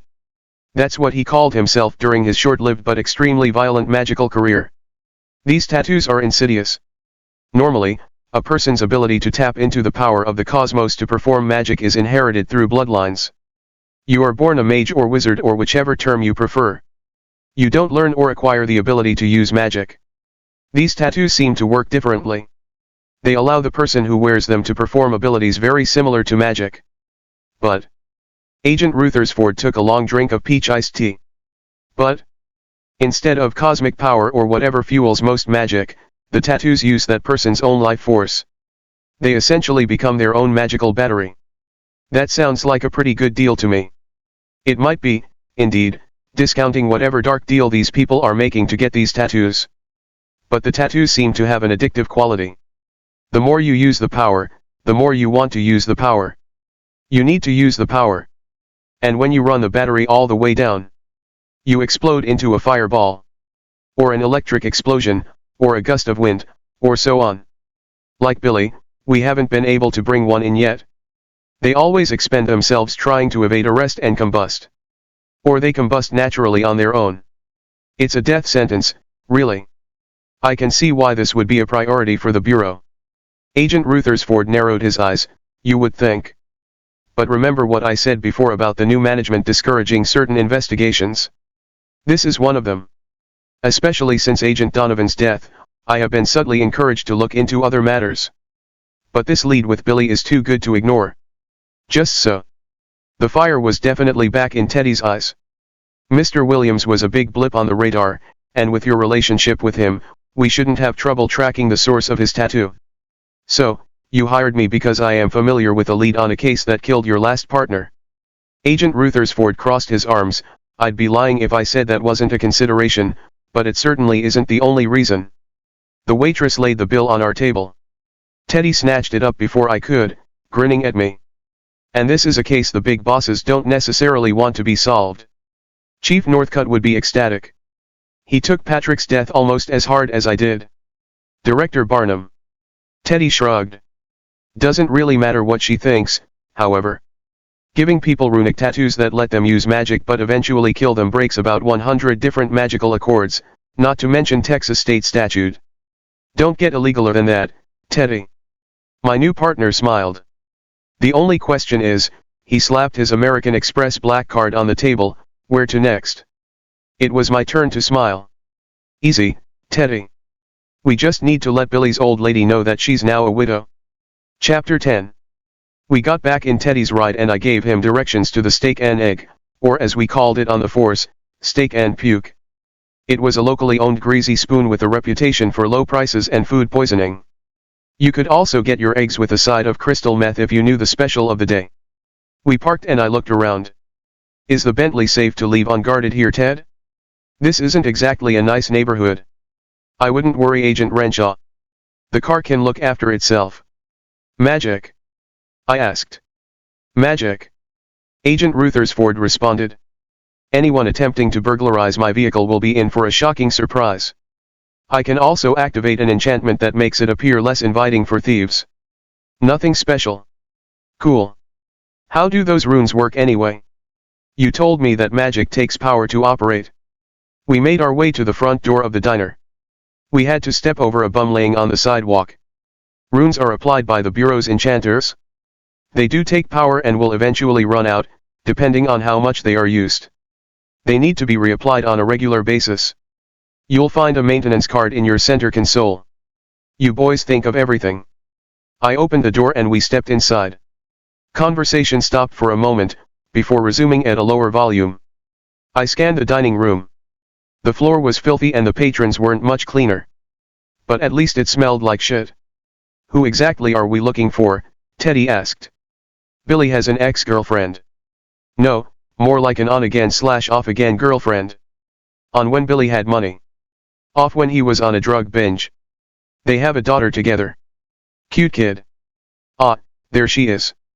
I spied a blonde waitress coming out of the kitchen carrying a tray of food. Loretta was a willowy thing.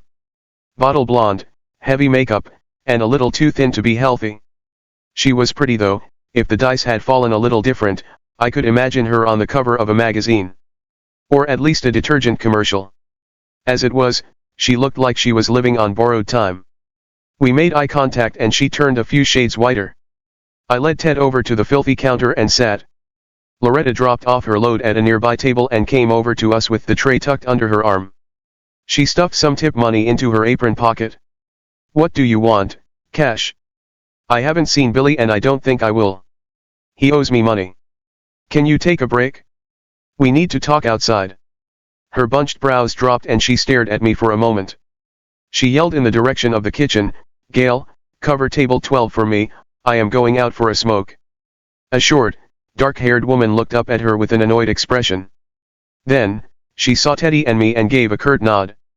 We followed Loretta out into the parking lot. She leaned up against a car and pulled out a pack of cheap cigarettes. She lit one up and blew smoke at me. So what is so important that you felt the need to tear me away from work? I got bills to pay, you know. Billy's dead. No point in sugarcoating it. Her hands shook a bit and she took another drag. For real. For real. He got mixed up with some bad folks, Loretta. Real bad. We won't ever find the body, bad. God damn it, Billy. I told you, she yelled at no one in particular. I told him, speaking to me now. I told him he was in over his head, but did he ever listen to me? Of course not. Billy always knew best. She spoke rapidly and ended with a hitching sob. What am I going to tell Cindy? She worships the ground he walks on, shithead that he is. I don't know, Loretta, but listen. We need your help. We are trying to track down the people that killed him. I grasped her by one shoulder. I needed to shake her loose before the grief got a hold of her. She'd have time to cry later. She looked down at my badge and guns for the first time. That ain't your Sheriff Star Cash. Who ya working for now? Feds, I replied. I got promoted to the big time. This is important, Loretta. We really need your help. These people are going to continue killing. What can you tell us about what Billy was up to? She took a shaky drag, nodding her head. Yeah, sure. Well, everything was normal until a few weeks ago. He had come into some money. I think he hit an electronics store or something. Maybe a good burglary. He was bringing me a few huna every couple days. We would get high. He told me that he met someone. A guy. Who? Loretta, who did he meet? I don't know, he never told me. But after that, he changed. He was calmer. Self-collected, you know. He stopped using but didn't get dope sick. Least that I seen. That doesn't sound so bad, Teddy added. Loretta looked at him like he had a third head. But he was mean, violent. He hit me, Cash. Billy never hit me. He told me that I was trash and that I needed to get my shit together. That he was big time now. Did he get new ink? Yeah, he did. Dark red tribal thing on his arm. It was ugly as hell. He was laid up a few days afterward. Like it really took it out of him. Come to think of it, that was about when he started acting different. Did he say where he got the tattoo? Nah, he didn't talk nothing about it. In fact, he changed the subject when I brought it up. Was he hanging around anyone new? Did he mention anyone? No. He didn't say anything about anyone. He was real tight. Let me think. Loretta took a long drag and crossed her arms. I did drop him off at a warehouse on the way to work a few times. That was new. Honest Cash, I ain't seen him in days. Since he beat me. She touched her face. Did he say anything about the warehouse? What was going on there? No, he never said not, but could I give him a ride? I was hoping he got himself a real job, so I didn't mind. It weren't much out of the way. Where was this warehouse? It's on Crenshaw. Near the Stop and Go. I know the one. Still looked abandoned to me, but what do I know? Anyways, that's where I took him. He'd find his own way home. Thank you, Loretta. That's a big help. I took out my wallet and peeled off $120 bills. I folded the cash and handed it to her. For what it's worth, I'm sorry. Billy was a piece of garbage, but I know you two had something. She dropped her cigarette on the ground and stomped it out. She took the money and stuffed it in her bra. He was always one step away from either prison or an overdose. I knew this day would come, was ready for it even. But it still stings, yeah, no? He was family, as fucked up as that is. And he was always kindly to me and his daughter, until recent. I think that hurts most of all, him raising his hands. That weren't Billy. She wiped away a single tear and gave me a hug, speaking awkwardly into my shoulder. I know we ain't always seen eye to eye, Dep. She leaned back and looked me in the face. But you promise me? Promise me you'll find the ones that did this to Billy. Loretta grit her teeth. And you make em pay. I promise, Loretta. I looked from her over to Agent Rutherford. I think that's kind of what I do now. Make em pay. Chapter 11. Agent Rutherford and I got back in his car. How about we swing by that warehouse and take a little look-see, I suggested. He pointed the car north and we headed out. It was a short drive, Loretta was right, it wouldn't have been much out of her way to work. The warehouse and its outbuildings encompassed an entire city block. We circled the property slowly. It was surrounded by an 8-foot chain-link fence topped with razor wire. The fencing looked old but the razor wire looked newer. The front gate was closed and padlocked. Several sections of the fence had vines growing on them and several others had a plastic backing installed that prevented us from getting a good look. The sections that we could see were dark and silent. Well, what do you think? Teddy asked me. Seems a little odd to me. The barbed wire was new. The fence was in really good repair for it being abandoned. Usually, the locals will cut their way into loot scrap metal or at least vandalize. I didn't see any obvious signs of entry, did you? No, it seemed locked up tight. Can I make a suggestion, partner? The word felt strange on my lips. I'd never had a partner before. That's why you are here, Agent Renshaw. Teddy smiled brightly. I assume we have access to the usual tax records, utility records, NCIC, Criminet. Of course. Then tomorrow morning, we should do a little digging on the computer. Then after we give all the dopers some time to wake up. We should have us an old-fashioned stakeout. Stakeout? You mean watch the building? We could put up some pole cameras. Sitting out here looking at an old, dirty building doesn't seem like the best use of our time. Yeah, we can put up the cameras too, but nothing beats eyes on the prize. This is our best lead, and unless you know something you aren't telling me, our only lead. Teddy chewed his lip. You might be right. There are certain, supernatural ways to defeat cameras. Fooling a person is more difficult. Very well. Back to the office? We should probably call it a day. I glanced at my watch. It was after 4. Sounds good, Teddy. Home Jeeves. I leaned back in my seat. Agent Ruthersford sighed and put the Bentley in drive. Don't do that. The ride back to the office was uneventful. Teddy dropped me off at my new car and promised to meet me in the morning. I checked out my new ride. A set of keys lay on the front seat. The back seat and trunk were full of gear. I saw my gun box and rifle bag as well as a ballistic vest and a new gear bag. There was a leather folio with the Bureau logo embossed on the cover. A handwritten note was stuck to the front with a piece of Scotch tape.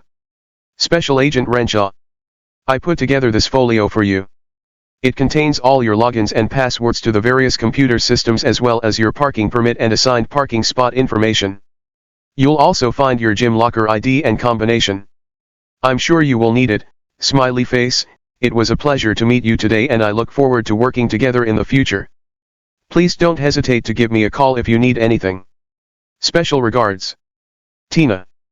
The note ended with what I assumed was her personal cell phone number and the imprint of her lips in lipstick. I noticed that all the eyes were dotted with hearts. This girl was not wasting any time. Or maybe she was like this with all the new agents. I was familiar with the type, cop groupies, holster sniffers, they weren't uncommon. It struck me as odd that the admin would be so assertive though. I got in and pushed the start button. The engine roared to life with a throaty growl. I couldn't suppress a smile as I revved the engine a few times. I may have bent a few speeding suggestions on the way home. It reminded me of my first day at the police academy. The instructors went around and asked everyone why they wanted to be a cop. Most recruits gave an answer about wanting to help people or protect those who couldn't protect themselves. One recruit answered, I want to drive fast and shoot guns. He did extra push UPS for a week, but I think the instructors actually appreciated his honesty. I figured he had the driving fast part right. I didn't go crazy though. I was sure I was being monitored 3 ways from Sunday. Uncle Sam didn't give you the keys to a $100,000 car and not keep his eye on you, magical mojo or not. As I pulled down my street, I noticed a familiar car parked in the street out front. John had finally gotten fed up with me ignoring his calls and made a personal appearance. I parked the Wildcat in my garage next to my Camry. John was waiting inside, sitting in my favorite easy chair. You're a tough man to get a hold of these days. John stood up as I entered. Didn't feel much like talking, I guess. Bourbon. He nodded. I can understand that, but I reckon you owe me some explanation about why you disappeared like a fart in the wind. Went over to my bar and poured us both 3 fingers of Bullet 10-year. I handed one to John and took a long sip. I reckon, you're right. Jesus Christ Cash, you coming back from the cowboy convention? He pointed his glass toward my midsection. I looked down at the low-slung pistols at my hips. In the 6 hours since I got them, I had forgotten I was wearing them. It had already become second nature to me. I got a new gig. Trick shooting. I rotated a bit so that John could see my new badge. The Department of Homeland Security issued you, what are those, cold peacemakers? Ruger new vaqueros, actually. And yes, they did. I am as surprised as you. But I wasn't going to say no thanks. Bullshit. I know DHS guys and they get SIGs or Glocks like everyone else. I took another drink and noticed my glass was empty. I'm in a special bureau, I don't think I am really supposed to talk about it. John stared at me with wide eyes. You aren't supposed to talk about it? With me? You know I have top secret clearance. Right. I gave him a thin-lipped smile. If you're asking about the Rugers, I think there might be another level above top secret. I'm man enough to admit I enjoyed that one. John sputtered through his sip of bourbon. There isn't another level. What the hell are you talking about, Cash? Did your transfer go through yet? It was a stab in the dark, but the expression that flashed across John's face at the question told me I was on the mark. Yes. Now his glass was empty. Homicide? No, it's a joint task force with Homeland. Bunch of ATF and DIA guys. Major Crime Initiative, they call it. And how long have they been after you? Couple months, what does that matter? I'm not a child you need to look after, John. I never asked you to pass up opportunities. You're my goddamned best friend, you son of a bitch. I wasn't going to abandon you. Not in the state you were in. Our voices were rising. So you backdoored me into a demotion, so you could transfer with a clear conscience. Look, none of that was my idea, okay. But you didn't disagree, did you? Jesus John, you could have at least told me. What was I supposed to tell you? Hey Cash, you are really shitting the bed, maybe you should go pass out turkeys and teddy bears. We were yelling now. I didn't respond. I didn't have a response. He wasn't wrong. Look man, I am not mad, okay. Hell, I would have quit too. In your shoes. But you don't freeze out your best homie when things get weird. His voice was level again. I took his glass and refilled both of them. You're right. I sighed. I was being a punk ass. I just didn't want to have this conversation. You know, feelings and shit. Right? Well, we needed to have it. Now we can put it behind us. Already forgotten. We touched glasses. We bullshitted for hours. John was really excited about his new gig. They were going after some big fish, maybe even doing some shit with the Mexicans. It sounded like the second coolest job around. I told him as much as I could about my new position without destroying his worldview. He was very skeptical, and I don't think he believed me. That there was some secret department in DHS that he didn't know about. But eventually, he gave up asking and just accepted it. I was acting like the old me. Pre-fire. I felt like equals again instead of the baby brother. John was in turns relieved and ecstatic at the change and was determined not to ruin the mood. The night stretched out and before I knew it, it was time to leave. We both had work in the morning, after all. We said our goodbyes and John made me promise to start answering the phone. He left with an enormous smile on his face. That smile made me realize that I hadn't seen him happy much recently. The care and feeding of a Cash Renshaw was apparently a full-time job. I cranked out a few sets of push UPS and pull UPS before hitting the sack. Rightfully, I should have been scared out of my mind. I had just found out that magic was real. Werewolves were real. Vampires. Well, you get it? But I wasn't scared. I felt energized. A whole other world lay before me. One where I didn't have to carry the guilt of what happened to my wife and daughter around like a millstone. One where I had the opportunity to set things to rights. For justice. I slept like a baby. Chapter 12. I pushed through a weathered batwing door into an Old West-style saloon. There was sawdust on the floor and a player piano tinkling in the corner. The saloon was empty besides the bartender and one man sitting at the bar with his back to me. The barman was wearing a white long-sleeve shirt and a rough black waistcoat. He had well-oiled black hair and a neat mustache. He didn't look at me and busied himself cleaning a shot glass with a rag. I stumbled forward and took a seat at the bar next to the man. The bartender slapped a shot glass down in front of me and filled it with a brown murky liquid from a jug. I took a sniff and was greeted with the scent of burnt sugar and stale tobacco. I fired it down because that's what you did at a bar. It tasted worse than it smelled and I immediately regret the decision. I grabbed at the bowl of salted peanuts to try to wash away the taste. Tastes like shit, don't it? Whiskey's come a long way. The nuts crunched in my mouth as I slowly turned to the stranger. He was dressed in a nice suit that seemed strangely familiar. When I got to his face, I saw my father smiling back at me. I'm glad you could finally join me, son. We have so much to discuss. I awoke with a start. My father's smiling visage was emblazoned in my mind and I could still taste the terrible tobacco whiskey. Although it might have been a bit of the old cottonmouth from the night before.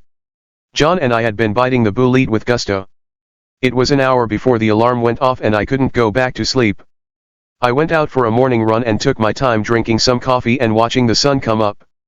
I put on my favorite charcoal suit and as an afterthought dug to the back of my closet and pulled out an old waistcoat. Over this, I put on my Miami shoulder holster. I opted against my SIG and pulled my Glock 19 out of the gun safe.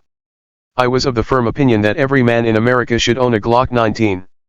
Every woman too, for that matter. It might be the finest all-around firearm ever made, for the money. The weight difference between my SIG and the Glock wasn't too bad, but the Glock 19 had a smaller profile that was better suited to the shoulder rig. I slipped it in under my armpit and promptly forgot it was there. Lastly, I strapped on the pair of vaqueros. I stood in front of my full-length mirror and smiled like an idiot. I resembled my dream image of my father. I couldn't resist doing a little quick draw and my mind had trouble comprehending how fast I was able to get those pistols out. I wondered what my father had meant by finally joining him. As I shrugged my suit jacket on, my eyes fell on the small ornate box on my bedside table. I sat on the bed and placed the box in my lap. Inside was the only thing I had left in the world that was owned by my father. The rest of the things of his I had were destroyed in the fire that claimed the lives of my family. I opened the box and pulled out an old pair of pince-nez reading glasses.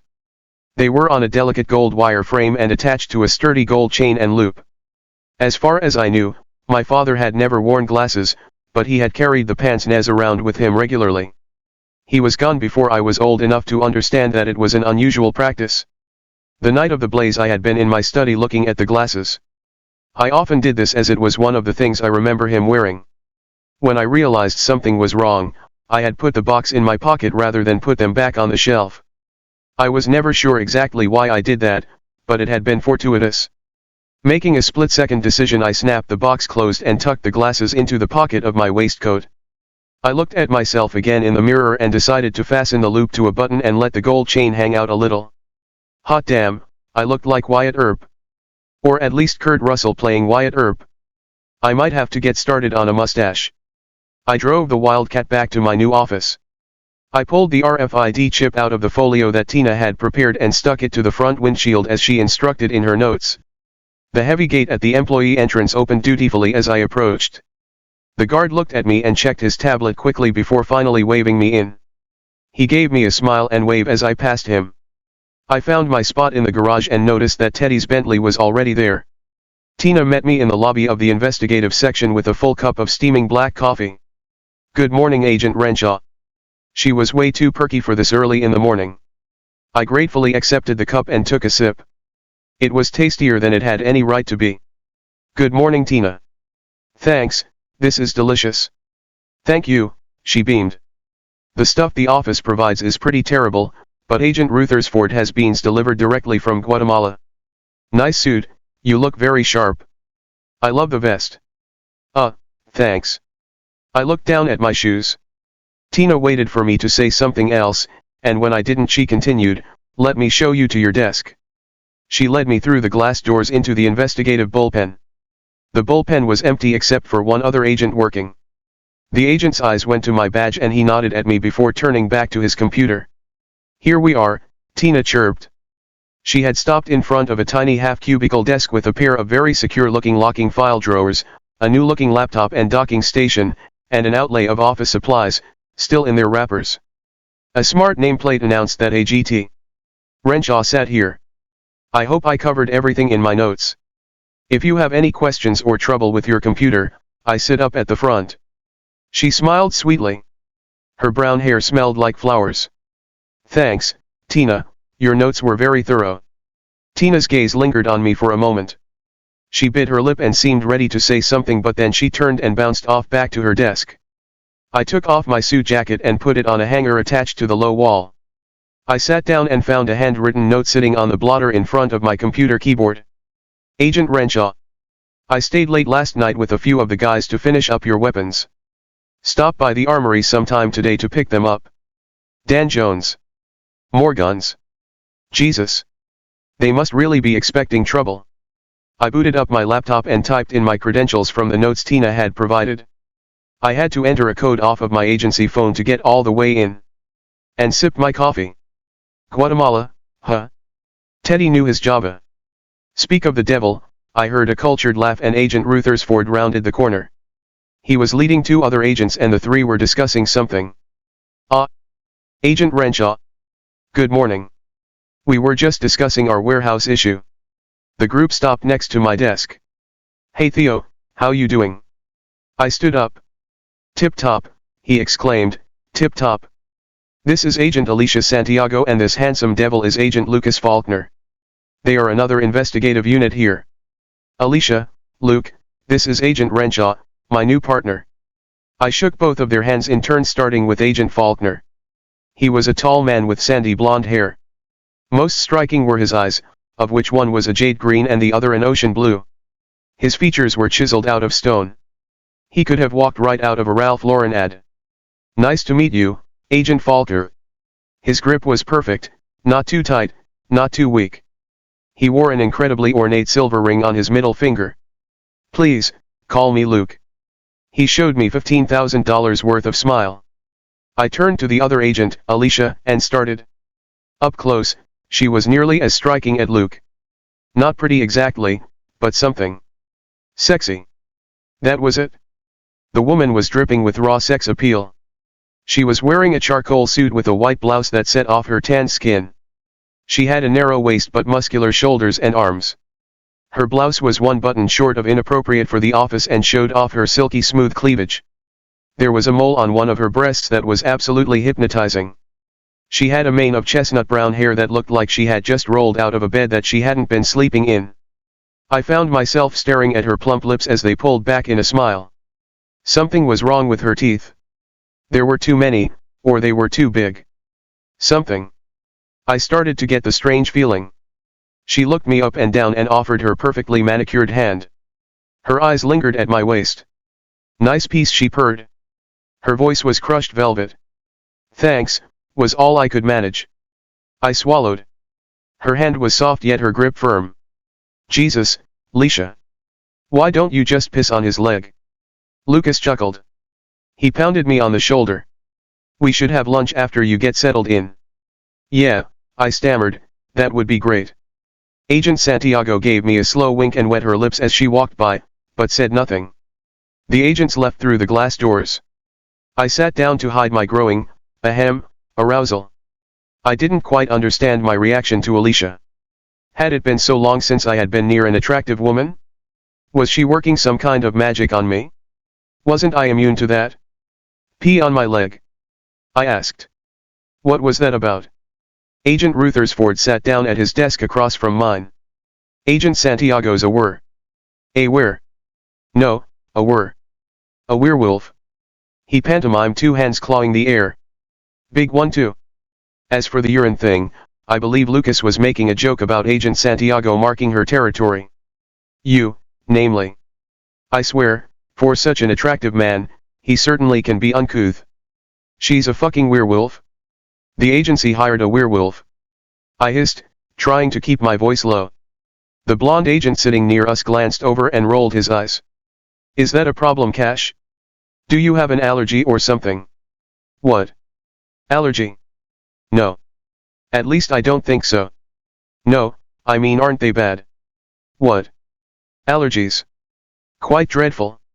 My aunt almost died from a peanut in her chocolate chip cookie. Who does that? And shellfish. They're everywhere. Teddy looked outraged. No. I mean werewolves. Aren't werewolves, like, I don't know, evil? Agent Ruthersford barked a laugh. No, Cash, they're not evil. Not all of them at least.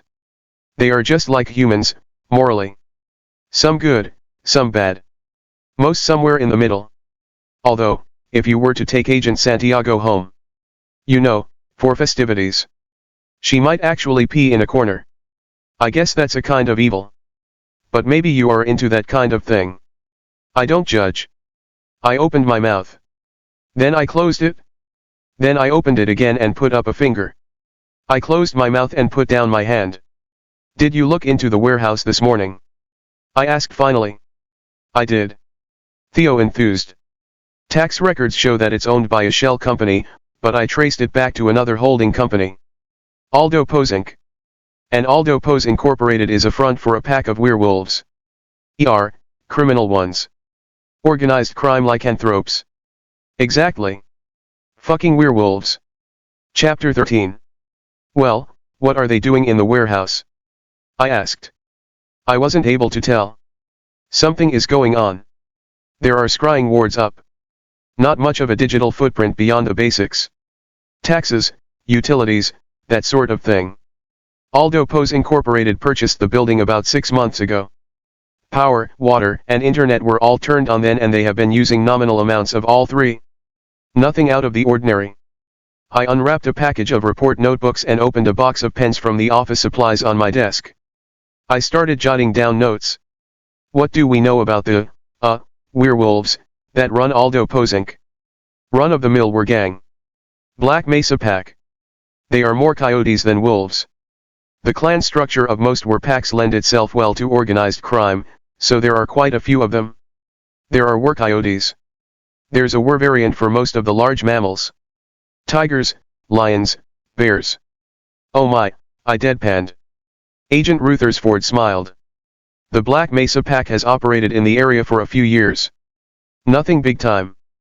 But they have dabbled in human trafficking, which is troubling.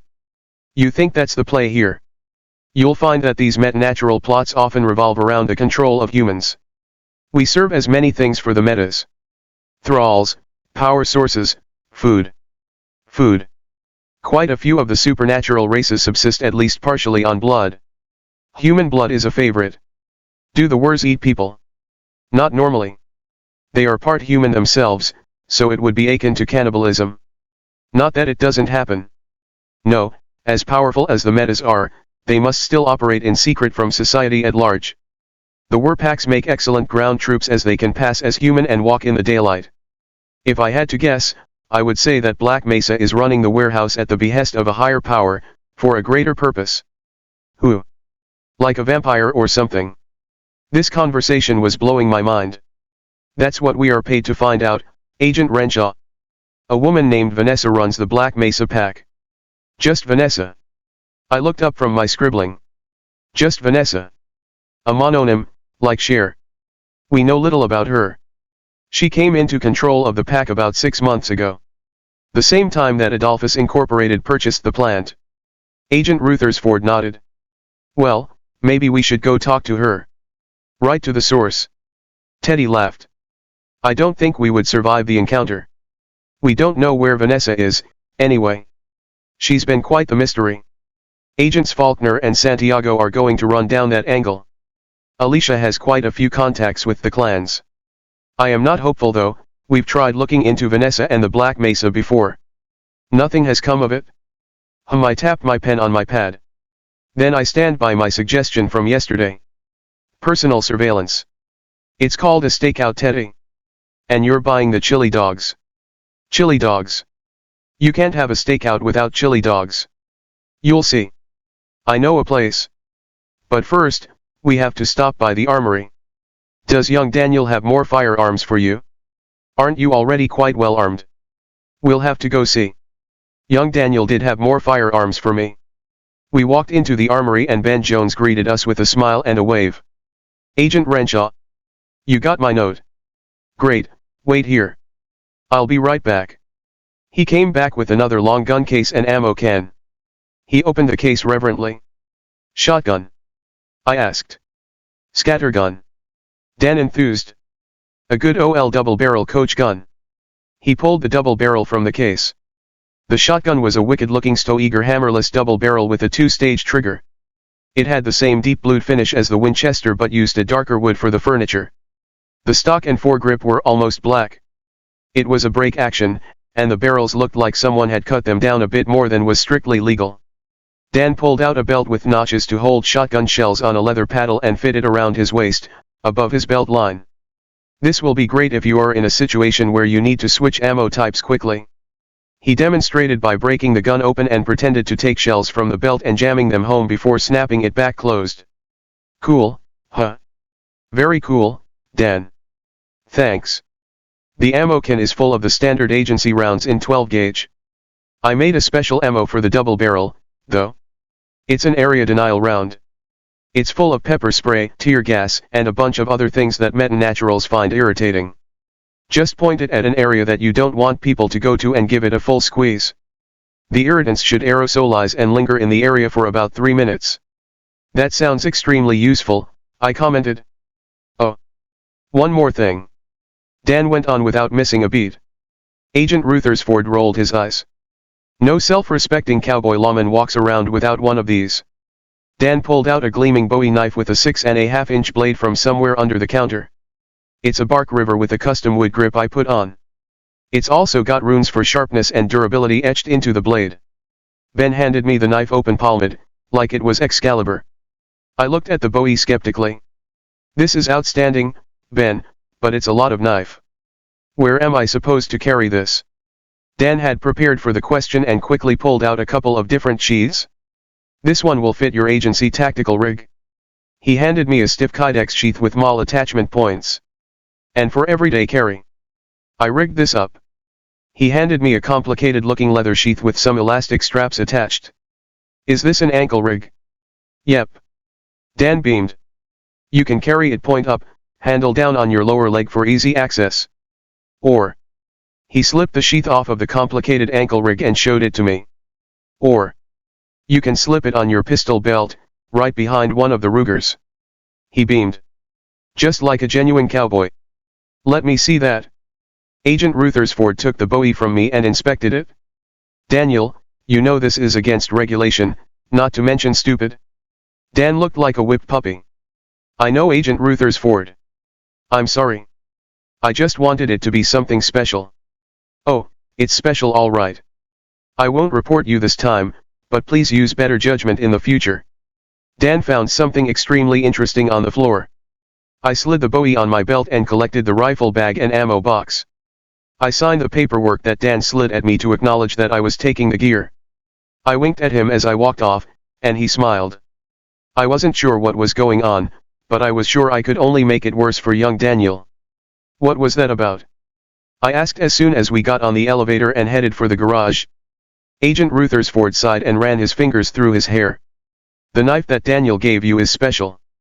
The runes he inscribed on it are permanent ones. It will never dull, rust, bend, or break. Well, that's good, right? Sounds like a useful thing to have. Most assuredly. But you have to understand a bit about how magic works. Mana, chi, shakti, whatever you want to call it. It's drawn into this world from another. Mages have the ability to bridge those universes and draw the power needed to perform, well, magic. The power of a mage is dependent mostly on his ability to draw that power through. It's partly hereditary and partly practice. That makes sense, but I am not sure what that has to do with the Daniel and the Bowie knife. Remember how I told you the runes on your car and on your guns would have to be refreshed every so often? When a mage puts a rune on something, he draws power through the shroud and imbues it into that object. Then the rune activates, the power is spent, and the magic happens. The rune and the power stored there eventually weakens until it's used up and then it disappears. And you said the knife would stay sharp forever. Exactly. Daniel, the fool that he is, used another technique. Rather than using his power to push mana into the knife, he actually pushed his power into the knife. That allows it draw mana from the void forever. Daniel plugged the magic in the knife into the wall rather than letting it run on batteries. That sounds way better. Why doesn't everyone do it that way? Agent Rutherford looked pained. He put his power in the knife. Permanently. A piece of Ben's soul, if you will, is stuck in that blade. It's constantly drawing power, so you have a pointy piece of metal to stick people with. Oh, indeed. Daniel is now less of a mage having made that knife. Why would he do that? I asked. Because he's an idiot? Because he thought it would be cool? Because he thinks you're cool? Who can understand the minds of the young?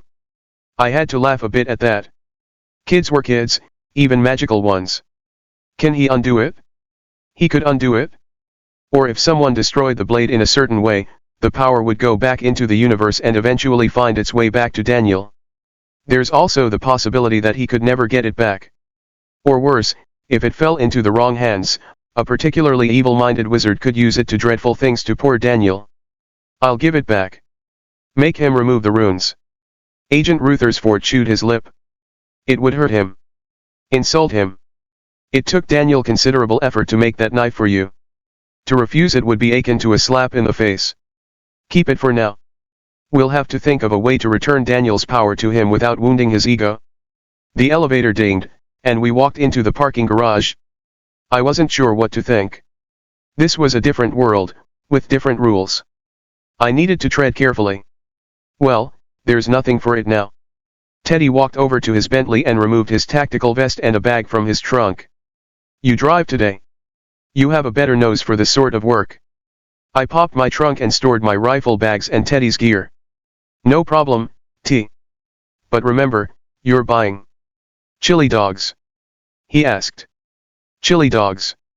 Chapter 14. So, explain to me again how this works, Agent Rutherford said as he unwrapped the first of 2 soy chili dogs. Teddy was a good sport at Chico's Red Hots and Chos. He balked at the "I'll be frank," but let me load the rest of his dogs up properly with a pile of vegan chili, cheese, grilled onions, and a couple of jalapenos. I parked a few streets away from the warehouse on top of a hill so that we had a good vantage point. I aimed a pair of binoculars down and scanned the perimeter. Nothing moving. Yet. The point of the stakeout chili dog is twofold. I started unwrapping my dog. No soy for me. I was going 100% cow lips and beef additives. First, these things are damn near impossible to eat in a car without wearing some of it. Teddy stopped tucking a napkin into the collar of his shirt and looked at me. I shook my head and continued. The first guy that drips chili on his shirt, buys the first round next time we go out. And you get to look like an idiot for the rest of the day. I took a giant bite, careful not to spill any. And the second part. Theo didn't seem to be enjoying this as much as I was. I haven't had stakeout chili dogs in forever. I wasn't gonna let Captain Salad Fork ruin my fun. The second part, I grunted around a mouthful of delicious beef, beans, and cheese, is that when we finish eating, we take turns ripping ass. The first guy to crack his window buys the second round next time we go out. Agent Rutherford immediately rolled his window all the way down. Cash, this whole chili dog thing is extremely childish. Ah, Teddy, you can't just give up. You haven't even sucked down any of my swamp gas yet. He gave me a solid dose of the side eye before taking another bite. I will say, he added after chewing for the exact amount of time to be polite, you weren't wrong about the quality of the cuisine at Chico Red Hots. Despite the unfortunate name, these are quite edible. Right. I wadded up my first wrapper and checked my shirt. Still freshly pressed. I can't believe you already rolled your window down. Now, what are we going to do for the next 12 hours? I never took my eyes off the building. Converse like adults. Discuss the case? Solve world hunger? The possibilities are endless. I rolled my eyes, but he continued. I am not even sure why we are here. Why do you think we will learn something from this surveillance? Well, I polished off my second dog, it's unlikely that everyone involved with this place is living inside. We know for a fact that Billy was coming and going at least semi-regularly. It stands to reason if there was one, there will be others. I see. Agent Rutherford dabbed at the corner of his mouth with a napkin. So, if we do see somebody enter or exit the facility. What then? Then. I put my wrappers under my seat and took a pull off my soda. We follow whoever leaves? I made my fingers walk across the top of my steering wheel. And maybe we snatch em up if we get a half a chance. I grabbed the walking fingers with my other hand. Snatch em up. You know, the old gag and bag. Teddy looked at me blankly. We will apprehend them and submit them to interrogation. He really was taking all the fun out of this with his soy dogs and napkins. Ah. And how do we get this unnamed subject to share the details of the plot? We have ways, I said in a terrible German accent. Here came the side eye again. I hope you are not suggesting torture, Agent Renshaw. Oh, of course not, Teddy. I adjusted myself in my seat, trying to get comfortable. This isn't Soviet Russia. We'll just, you know, lean on him a little. Lean on him.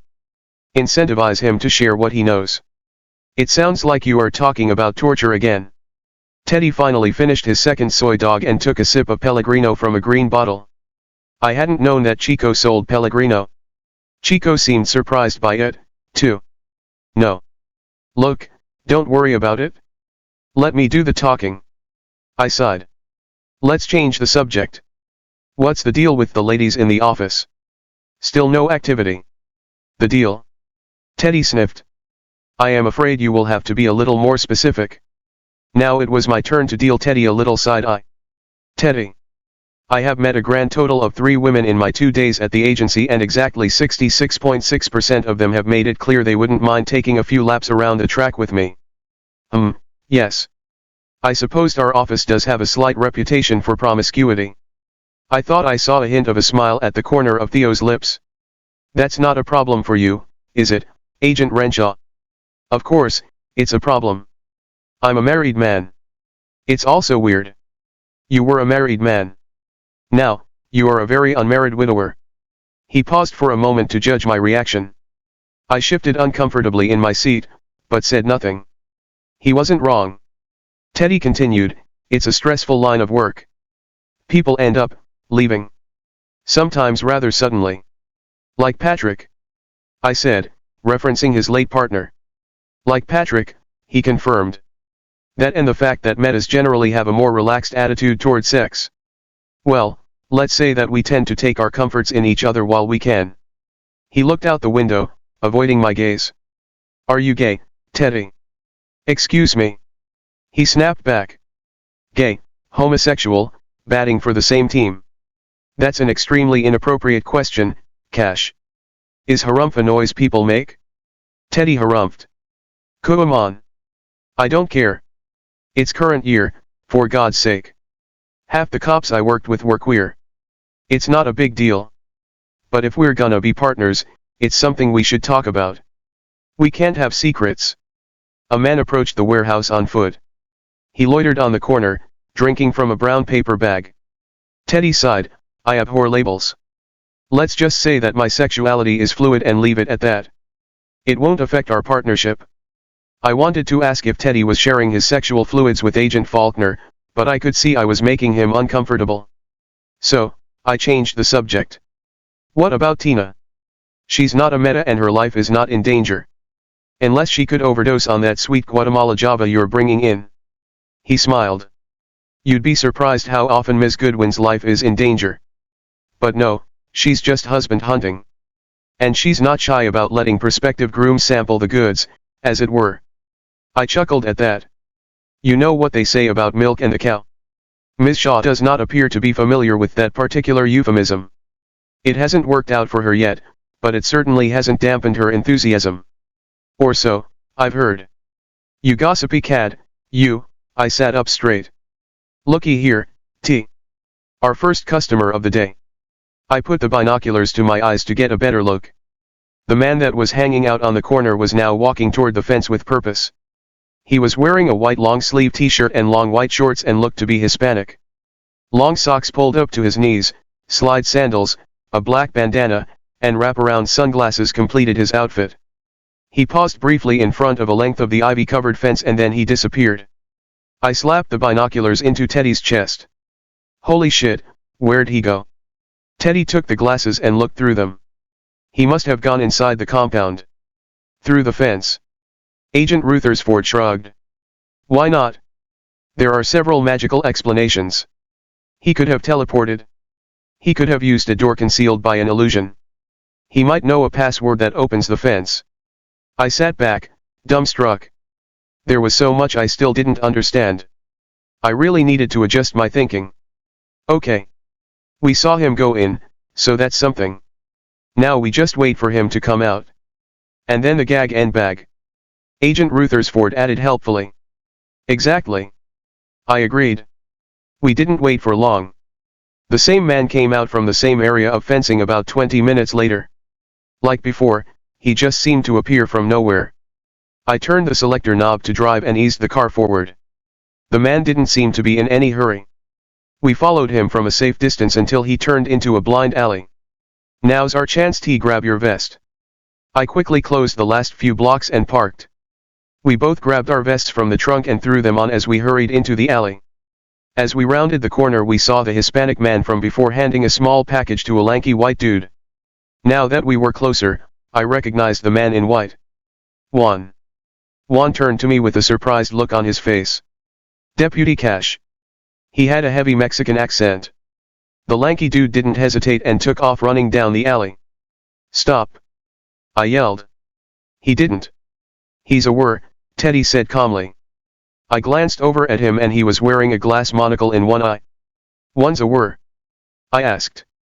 "One's a were," Teddy confirmed. He took the monocle from his eye and tucked it into his breast pocket. Then, "One the were" went roar, and I witnessed my first lycanthropic transformation. Chili dogs may have been a poor choice. Chapter 15. I'd say movies and television did a fair job of documenting the process of a were transformation. I suppose that made a certain sense if you thought about it. Since transformations were a real thing, someone working in the special effects department may have seen it happen. Or maybe they were mythical monsters themselves. In any case, the big screen portrayal is a faithful recreation of what I witnessed in that alley. The lengthening limbs, the sprouting hair, protruding snout. Those were all there for sure. Hollywood had missed a few details, though. The first and most important was the speed. This transformation was not Michael Jackson's Thriller. I'd say beginning to go time took about 4 to 5 seconds, maybe less. I was too busy holding down 3 pounds of beef, cheese, and chili to check my watch. The second thing was the sound. It was not a silent process. It turns out bones, ligaments, and tendons breaking and reforming is a noisy business. The wet pops and snaps were almost as bad as the stretching skin and growing hair. The third thing was the one that finally got me. Certain parts of one's body were not as much transformed as they were replaced. I watched as one's fingernails fell off and menacing-looking claws sprouted from his fingertips. Then one spit out an entire set of human teeth. And that, I am sad to say, was when I finally experienced the reversal of fortune. Chico's Red Hots tasted a hell of a lot better going down than they did coming up. I had the presence of mind not to get any on my shirt, however. Rules are rules, and I hate losing. In the end, Teddy and I faced down a transformed Mexican lycanthrope gang member and an impressive pile of partially digested chili dogs. The Werwan looked a little different from what I had imagined. I reminded myself he was a coyote rather than a wolf. His fur was a nice silky brown color you might find on a family dog catching frisbees in the park. His snout was long and narrow, and his ears were pointed and very pronounced. He wasn't the hulking monster I was expecting. The Werwan was just over 6 feet tall, and while that was much bigger than regular one, he was still in the I can take this guy range. Any thought of it being a fair fight immediately went out the window as soon as he moved. The Werwan was fast. Really fast. Prom date to the punch bowl fast. He closed the distance between us in the blink of an eye. I had my right Ruger about half out of the holster when the entire weight of the beast barreled into me, knocking me to the ground with him on top. His claws dug deep into my ballistic vest, and only the fact that I was able to get my left arm up and across his throat kept the Werwan from biting into my face and neck. His jaw snapped just inches from his nose, and I could smell one's breakfast burrito. He went with chorizo this morning. But I had survived the shock of the initial attack, and I was far from defenseless. I finished the draw with my right hand, positioned the barrel of my Vaquero flush against the Werwan's rib cage, cranked the hammer back, and pulled the trigger. Here's the thing about contact shots. When you put the muzzle of a firearm directly against a surface, you aren't giving the gas that propels the bullet anywhere to go. And there's a surprisingly sizable amount of gas. That's why a lot of gunshot suicides are so messy. You are filling your head with gas like blowing into a balloon. All that gas has to go somewhere, and your head doesn't inflate.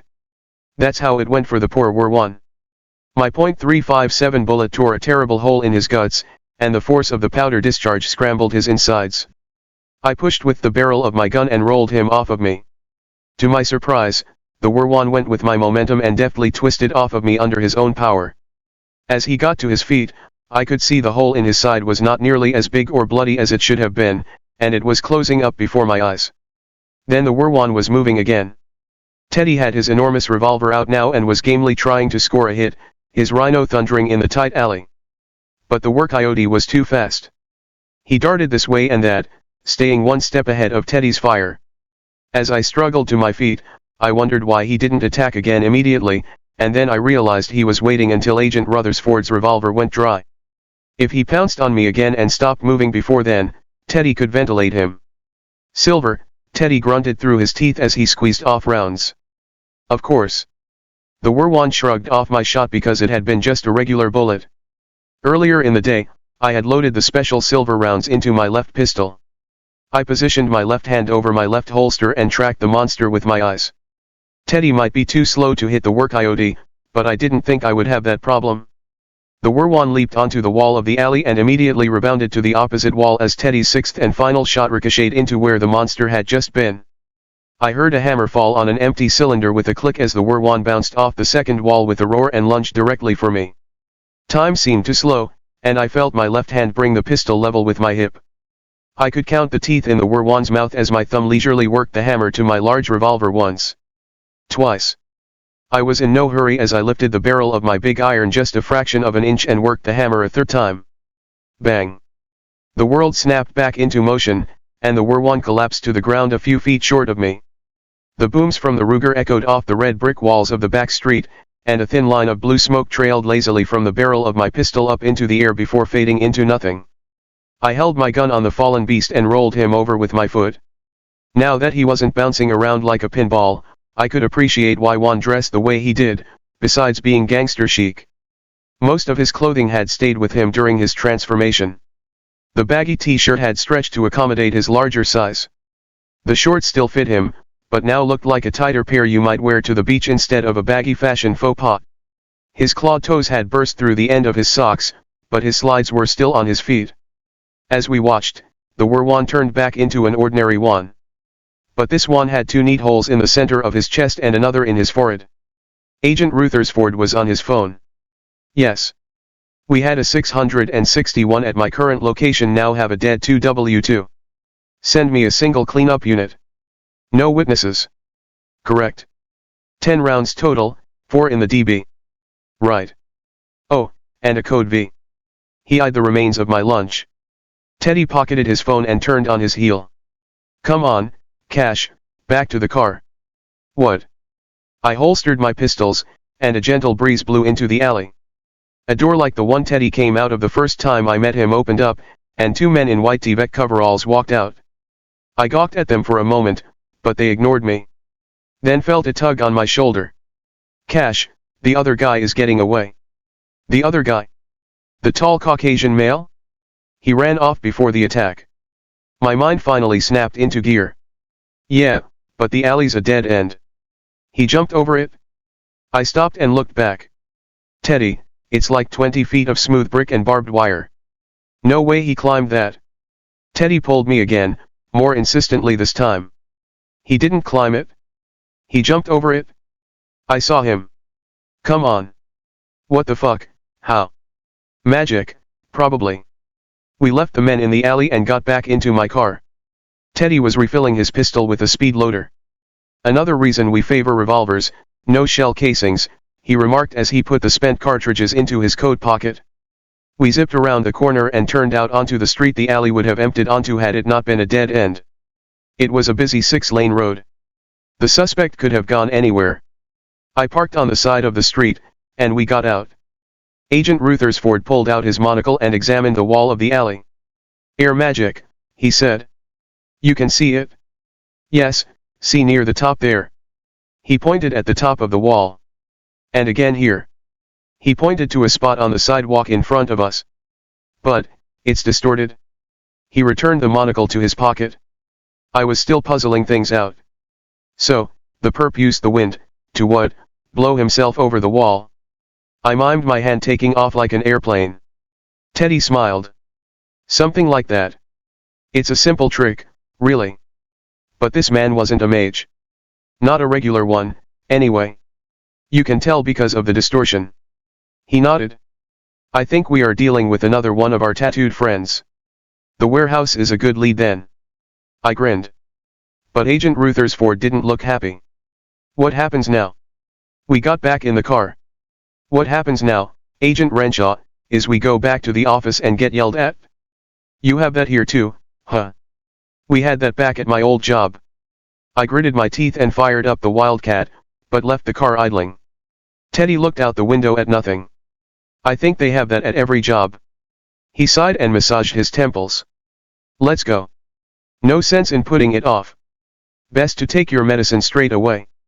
I'd taken plenty of this particular medicine, and it tasted shitty every time. Chapter 16. We rode back in silence for a while. I was upset with myself. I was adapting too slowly. Using the wrong ammunition on the whir. Being confused by things like Juan disappearing through the fence and our perp Michael Jordaning over the wall. I didn't have the luxury of easing myself into this. Juan almost punched my ticket. I was saved more by luck than anything else. Done in on my second day. I hadn't even cashed a check yet. I wondered if Agent Rutherford was already beginning to regret recruiting me. My stakeout plan had turned into a huge clusterfuck in no time flat. The self-doubt I had worn like a blanket for the past 3 years began to creep back into my mind. I couldn't take the silence anymore. Was it weird that Juan just freaked out and attacked us like that? It was unusual, yes. It was a risky decision. He could have reasonably taken one of us, but killing both of us. He trailed off. He didn't even know what we wanted. I suspect his goal was to delay us to allow his compatriot to get away with whatever was in that box. At the cost of his own life. Very selfless of him. Are we going to get in trouble for Juan? For killing him, you mean? No. Management won't throw us a parade, but he attacked us without warning or preamble. If you hadn't gunned him down, we'd both be dead. Nice shooting, by the way. Thanks. I meant it. At least I had done something right-ish. If we aren't getting called on the carpet for Juan, then what? I suspect the bulk of the interview will revolve around the fact that we let Juan get away. We aren't any closer to answers than we were this morning. And now we have a body count. Teddy sighed, and then the fact that we were investigating this case at all. Oh right. This isn't something that they wanted us pursuing. Director Barnum, at least. Teddy said her name like a Spanish swear word. He really didn't trust that lady. This conversation wasn't making me feel any better. Being called in was never fun. I reminded myself that worrying about it was always the worst part, so I changed topics. What's the deal with that monocle? It let you see that Juan was a work coyote and helped you see the magic in the alley. Correct. It's a magical artifact that allows me to see magical auras. It's been in my family for generations. It seems pretty useful. I've got these, but they aren't nearly as cool. I pulled out my father's glasses. I don't know why, I think I was trying to lighten the mood. Agent Rutherford became suddenly silent. He was staring at the pince nez. Cash, may I see those please? Sure thing. I drove with my knees for a moment while I unhooked the glasses from my waistcoat button and handed them to Teddy. He took them carefully and examined them. Then he took out his monocle and examined them with that. Finally, he asked, "Where did you get these?" "They were my father's. I got them from his estate when I turned 18. His estate? Did he pass away? He and my mother were killed in a car crash when I was 6. I'm sorry, Cash, that's terrible. It's okay. I'm over it mostly. I was so young. My aunt raised me up, my mother's younger sister. She was just out of college, but there was no one else, and she didn't want me to go into the system. As I got older, it was more like having an older sister than a mother. I was oversharing. It felt good to talk about though. I had a lot of good memories growing up with Anna. What was your father's name? Jack. Jackson Walter Renshaw. And what did he do for a living? I don't really know. I was just a kid. I remember he wore a suit and went to an office. He worked a lot of weekends. Other than that, I couldn't tell you. What's with the third degree, Ted? Were those glasses stolen or something? My chuckle sounded nervous to my own ears. He didn't smile. Cash, did your father leave you anything else? Things like these. He held up the glasses. Oh yeah. I had a whole room full of his knickknacks. He had this crazy globe that would glow when you spun it. I wasn't supposed to touch his things as a child, but I loved that globe. I would sneak into his home office and spin it and spin it. It would change to every color of the rainbow. It was almost like, I trailed off. Like magic. Teddy finished for me. Cash, what happened to all these things? Your father's knickknacks. Oh, they were destroyed. In the fire. I was starting to have trouble finishing a sentence. I am sorry to ask this, Cash, but when did your father die? Well, I was 6. And I am 31 now, so 25 years ago. I see. One last question, and I am really sorry to bring this up, but did you ever see your parents' bodies, or the car? Or were you just told they died in a car crash? I was told, who would show a 6-year-old the corpses of his parents? What the fuck is this, Teddy? What does any of this have to do with those glasses? Agent Rutherford took a deep breath. The Agency for Metanatural Investigations is a young organization. It was formed in the early 2000s as a part of the creation of the Department of Homeland Security. It was the consolidation of several smaller entities that had sprung up. There was a section of the Secret Service, the FBI, the CIA, and others. They were all combined and placed under DHS. If you remember, the Department of Homeland Security was created as a response to the 9/11 attacks. Around the same time, there were some incidents of a magical nature that demonstrated the need for a single entity of metanatural enforcement. Prior to that, the government worked with its own limited resources, independent contractors, and ancient organizations to deal with issues of a metanatural origin. I believe that your father may have been one of these independent contractors. You think my father was a magical spook for Uncle Sam? I do. Teddy nodded. These pince-nez are a powerful magical artifact, Cash. They have the same type of magical runes that Ben put on your knife. You could sell this on the black market and retire. And you are saying you had a whole room full of things like this? Well, it was more like a corner of a room, but yeah. What does that mean? I'll need to do some research. But I am beginning to suspect that the fire that claimed your wife and daughter may have been set to destroy one or more of your father's artifacts. What? Are you serious? My wife is dead because some magical asshole wanted to burn up my dad's old junk. I don't think it was junk, Cash. The globe you were describing sounds like a scrying ball. That's another very powerful artifact. It sounds like your father had quite a collection. Any one of those items would be worth killing over. My head was spinning. I had a million more questions to ask and my entire worldview had just shifted for the second time in as many weeks. My father had known, he had been a part of it. And it had gotten my family killed. I didn't know where to start. We pulled back into the agency parking garage. It was time to face the proverbial music. We exited the elevator on the 11th floor. Agents Faulkner and Santiago were standing near the elevator chatting with Tina. They came over and walked with us into the office. The Ice Queen was down here for 20 minutes screaming Northcutt stupid, Agent Faulkner told us with a smile. She just left. He looked at me. I hear you put a word down. On your second day. Something was different about Faulkner. He looked different than when I had met him that morning. His hair looked a few shades lighter than it had been, but I could chalk that up to the sun's position. Then it hit me, this morning his left eye had been blue and his right eye green. Now, they were reversed. I decided to just answer his question yet. We tried to talk to a subject we thought was related to the tattoo case and he changed right in front of us and attacked. We all stopped outside Director Northcutt's office. It was a glass fishbowl-style office and we could clearly see him through the open blinds. The big man with the salt and pepper hair was sitting at his desk. He was on the phone and held up a hand and then a finger, indicating that we should wait a moment. You saw the change. Lucas looked amused. He eyed Agent Santiago and then asked Teddy, did he pop? Teddy rolled his eyes. Yes. Agent Renshaw vomited.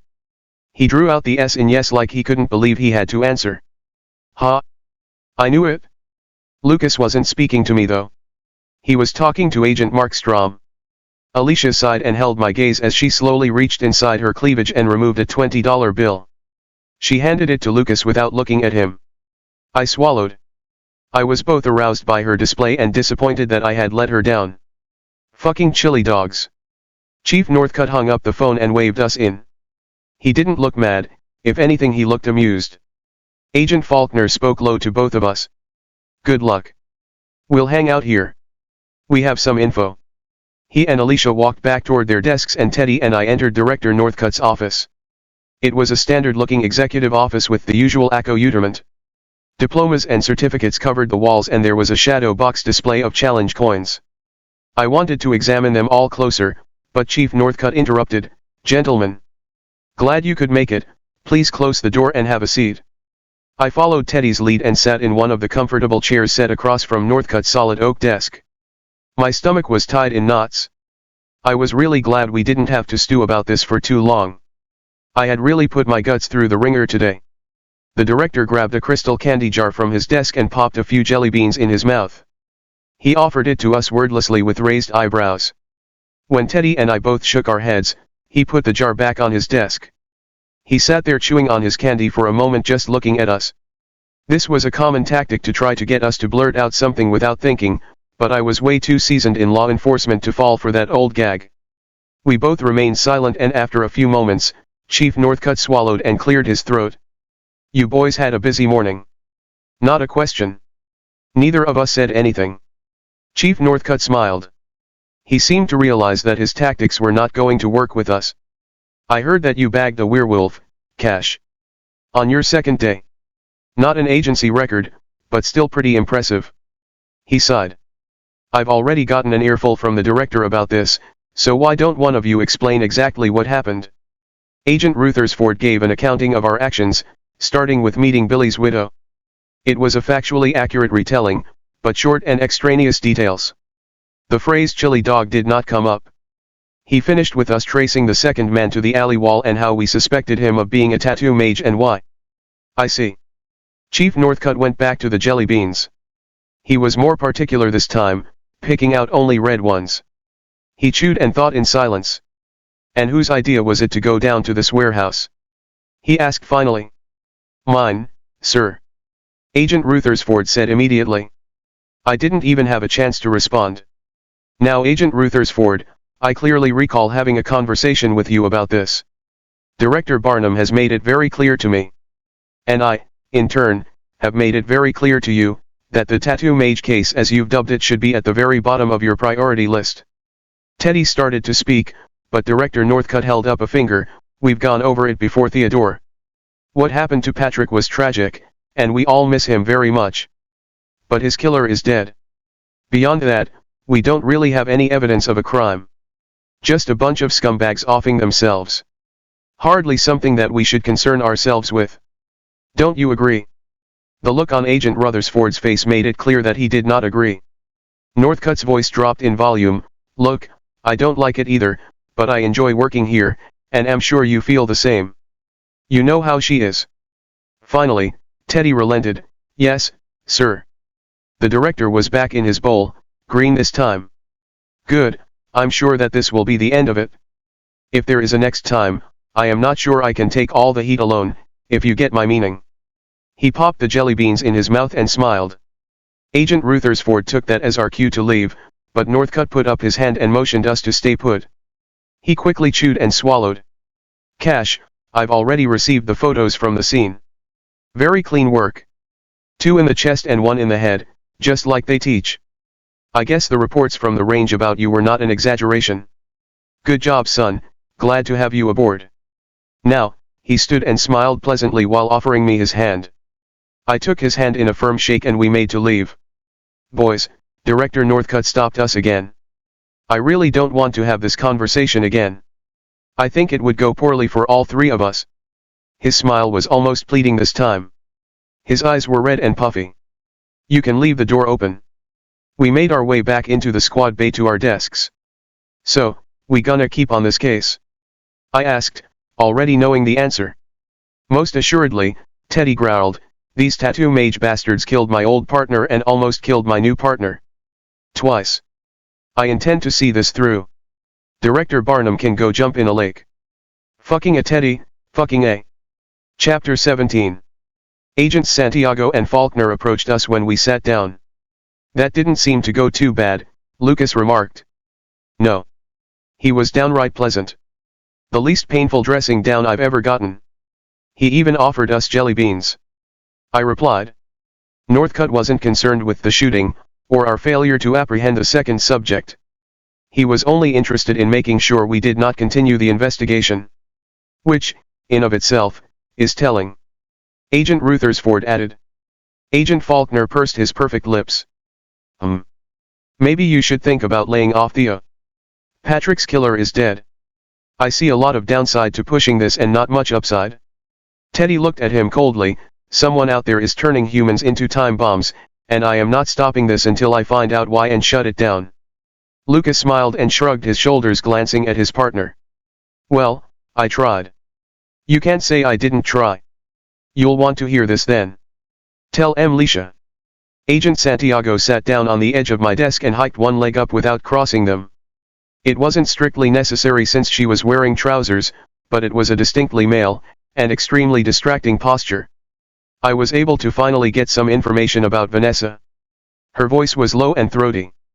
She's stepped on enough toes now that some of the other packs are getting sick of her shit. So they dimed her out, the cops? I asked incredulously. That didn't seem like something criminal gangs would do. They all hated the police more than each other. Alicia gave a raspy chuckle. Of course not. But a little birdie told Alicia the werewolf that Vanessa might be meeting with someone tomorrow night at Green Shoal Park. Around midnight. Who is she meeting with? Teddy asked. Alicia shrugged. Don't know. Someone important.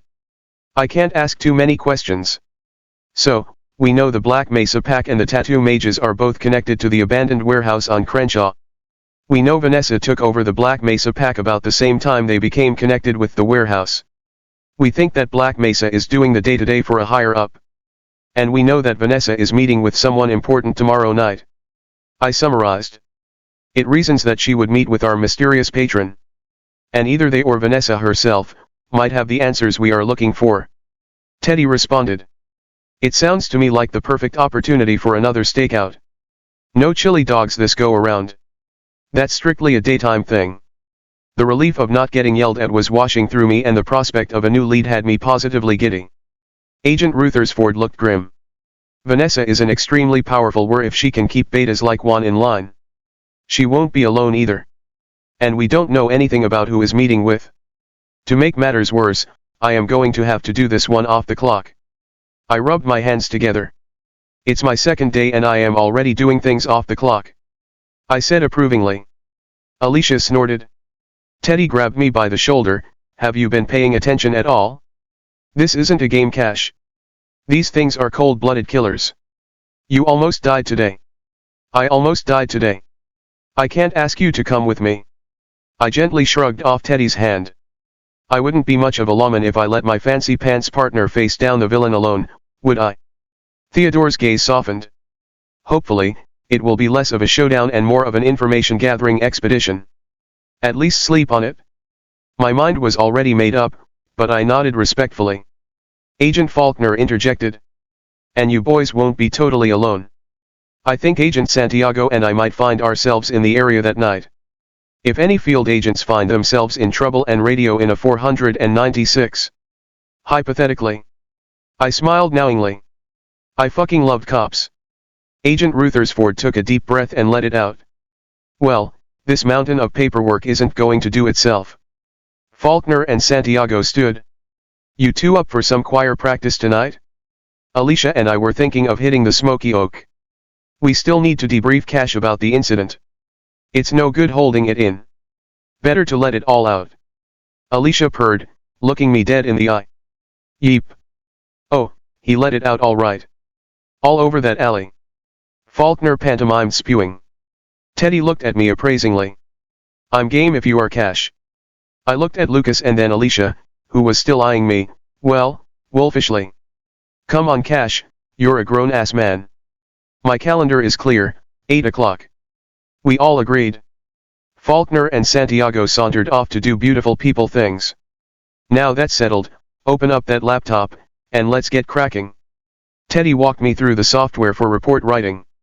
It was similar to what I was used to, and before long I was happily pecking away. I had plenty of experience writing reports. Less so with lycanthropic transformations, but there was a checkbox for that. Tina came over and set a cup of coffee down on my desk. I looked up and smiled at her. Thanks, I said, taking a sip.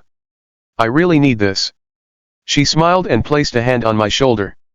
I heard you had a run-in with a whir. It's only your second day. You clearly don't waste any time. She laughed nervously. What happened? I retold Tina the events of the morning, and even though I tried to downplay the danger, she still gasped when I got to the part about Werwan attacking. You could have been killed. She gave a small clap when I told her how I finally shot the Wer Coyote down. Cash. That was amazing. I can't believe you had to face down a Wer so soon after you started.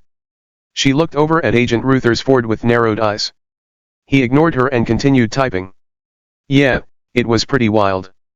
Have you ever seen a Wer transform? I asked her. No. Never. What was it like? I described it to her, leaving out the part where I barfed all over the alley. She was appropriately impressed. I couldn't think of anything else to say, but Tina was still standing next to my desk. After a few moments, I asked, "Is there anything else I can do for you, Tina? I do need to get this report done." "Oh yes, sorry. It was just I was wondering if you had any plans for this evening." "Yes, actually. Agent Rutherford and I are meeting Agents Faulkner and Santiago for drinks." "You're meeting with Agent Santiago?" "I mean, she'll be there." Tina's face darkened, and she whispered conspiratorially, "You know about her, right?" "Know about her?" I looked at Teddy for help. He studiously ignored me. "Yes, she's not human." "Oh, yes. Agent Rutherford told me." "Luckily, I don't think that will affect my ability to drink bourbon with her." I chuckled nervously. I thought I was charming, but Tina was clearly not amused. "You just keep your eye on her. You can't trust those monsters." She stalked off. I watched her go. "Teddy, is Tina racist?" Teddy answered without looking up from his report. "No. Technically she's speciesist. She's also territorial." I thought Alicia was the territorial one. One of those things being true does not preclude the other. I thought that was the most cultured way to say, they both are, that I could think of. Teddy truly was one of a kind. I wrapped up my report.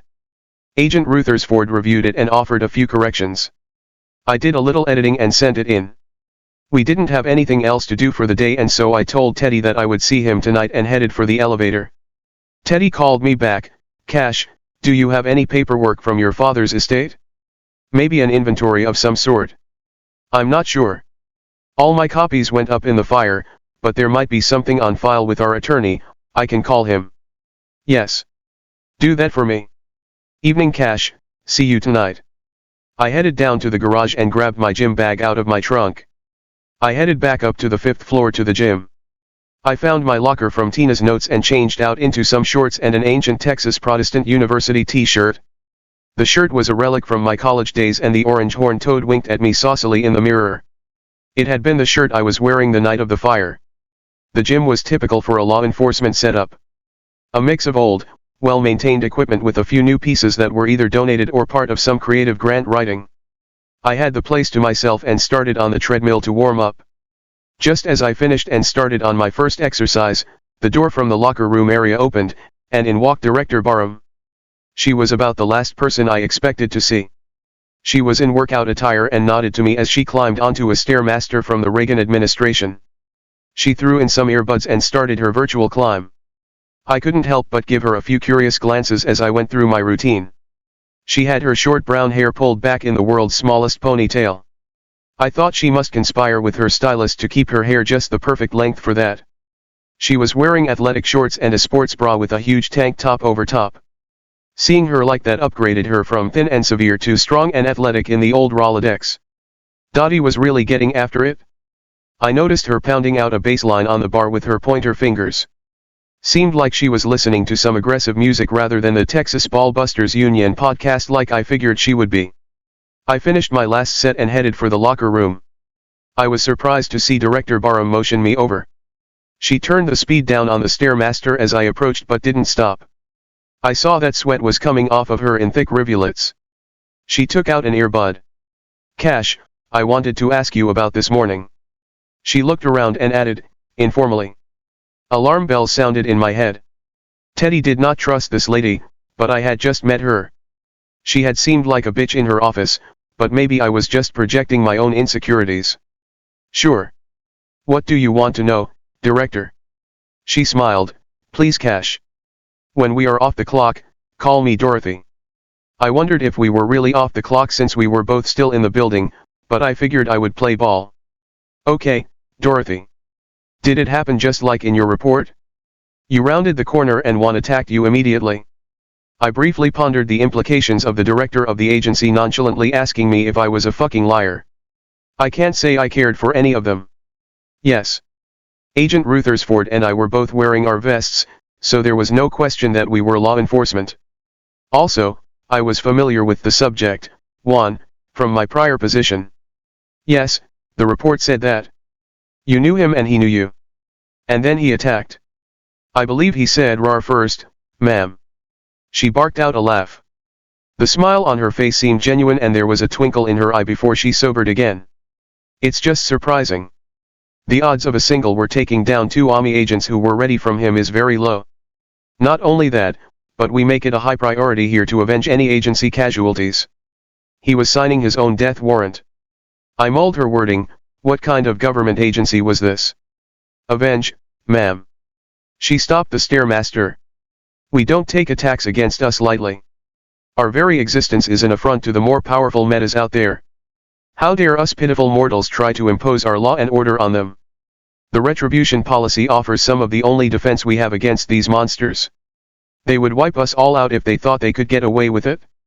Some have tried. Some have almost succeeded. But we have survived and adapted. We have the full backing of some important people in Washington and access to a lot of resources. And every day we bring in more people like you, Cash, humans capable of fighting them on equal footing. Now they think twice before rocking the boat. They know it will end badly for them, eventually. She dismounted and wiped the sweat from her brow. It makes me think there may be more to this tattoo mage case than I thought. She chewed her lip. Anyway, I'm just glad you are okay. I would hate to lose an agent on their second day, but it wouldn't have been an agency record. Have a good evening, Cash. You too, Dorothy. And with that, she turned and walked into the ladies' locker room. Director Barnum had given me a lot to think about, and most of it was bad. Chapter 18. I stopped by Smoothie Dude on the way home. I opted for a 32-ounce peanut butter Hulk, seeing that was all the calories I was going to get today that didn't come from alcohol or peanuts. By the time I took a shower and threw on a pair of jeans and a white button-up, it was time to head out again. Teddy was already at the same table he and I shared when we met here last time. There were 2 heavy tumblers with an amber liquid and a wrapped package on the table. I slid in the booth across from him and he pushed both the glass and the package toward me while taking a sip. What are we drinking tonight? I asked him. I was feeling continental. It's Balvenie Caribbean cask. I took a sip. It was sweet and fruity with a hint of vanilla and oak. Wow, that's good stuff. Single malt. Teddy nodded.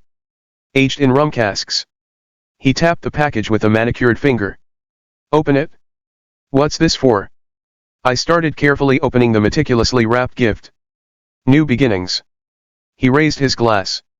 Inside was a framed picture. It was the photo that he took of me and Director Barnum during my brief swearing in.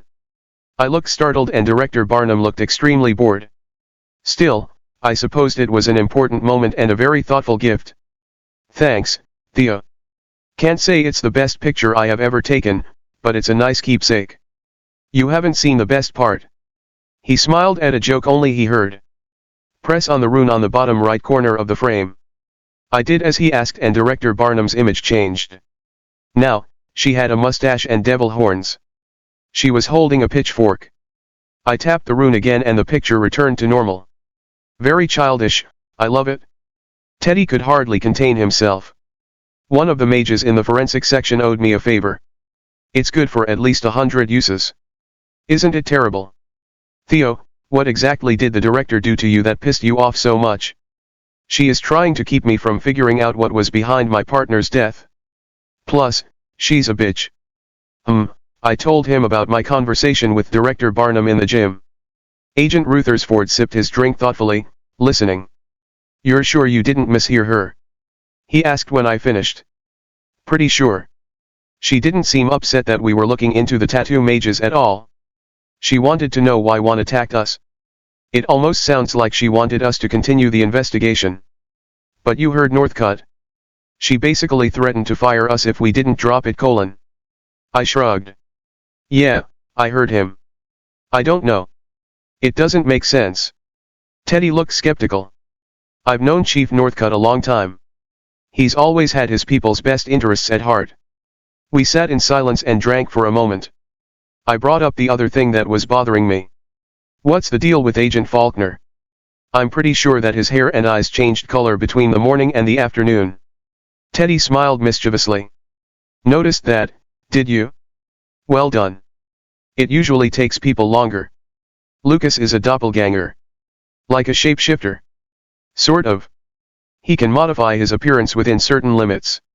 What limits? I asked. Conservation of energy. He can't really modify his mass, he can only move it around. If he were to want to become taller, he would be thinner. He can freely change his looks though. That's why he's such a handsome bastard. Wow, that must be super useful as a special agent.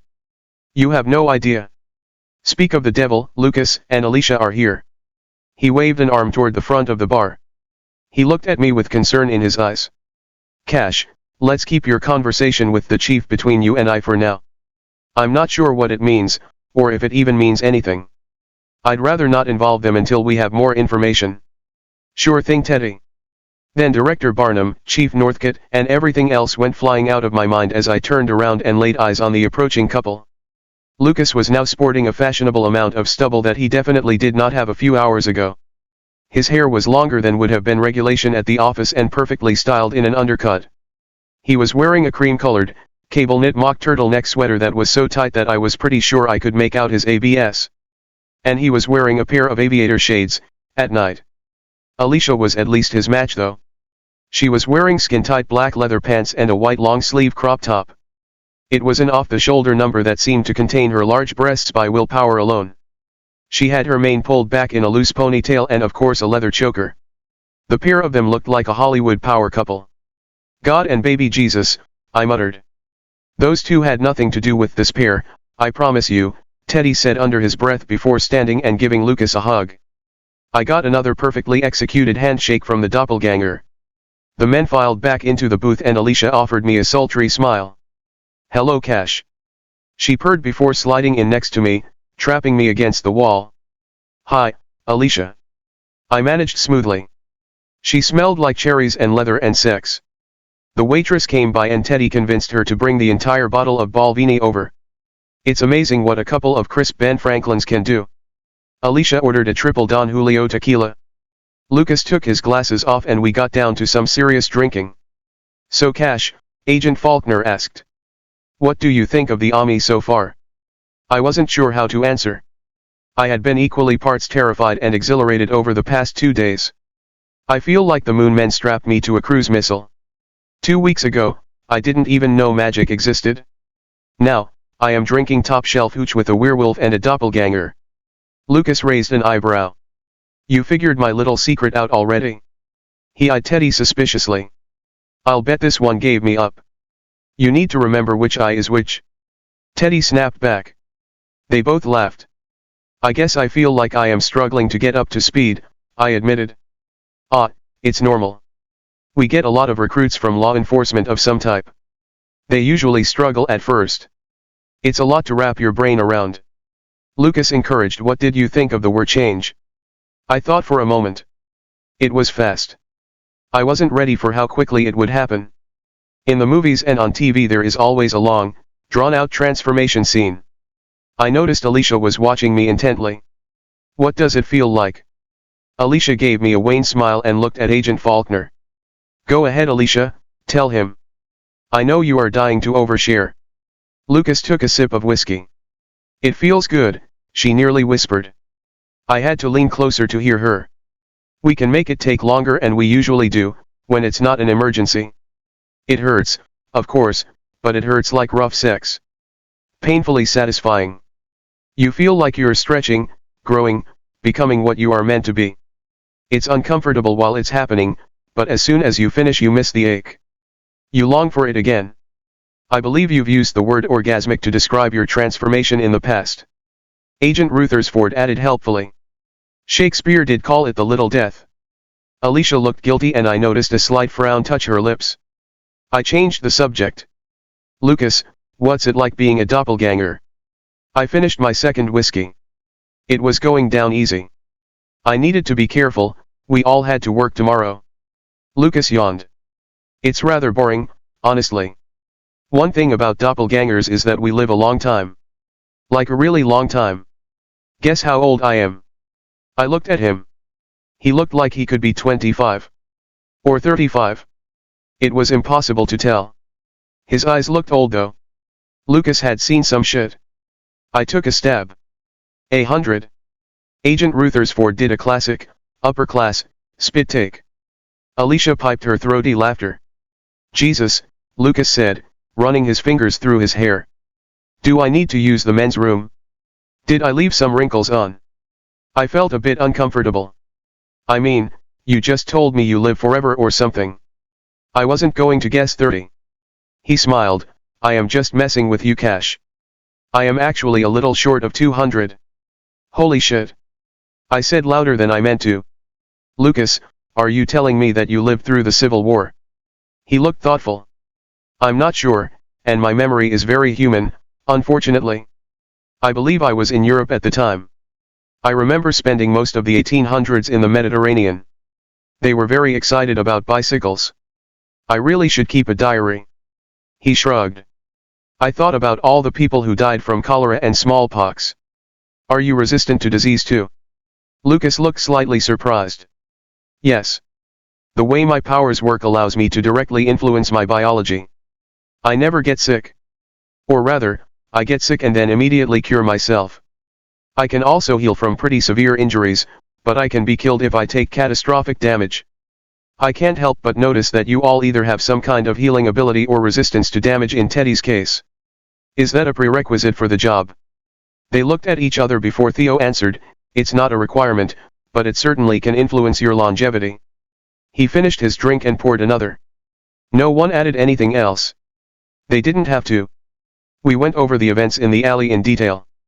I talked over every aspect of it and the trio took turns asking questions and assuring me that we made the right decisions and that the outcome was predetermined the moment one chose to change and attack us. I already knew everything they told me at an intellectual level, but it felt good to hear someone else say it out loud. Really good. I felt like I had put down a weight that I didn't even know I was carrying. Lighter. I am sure the whiskey helped some too.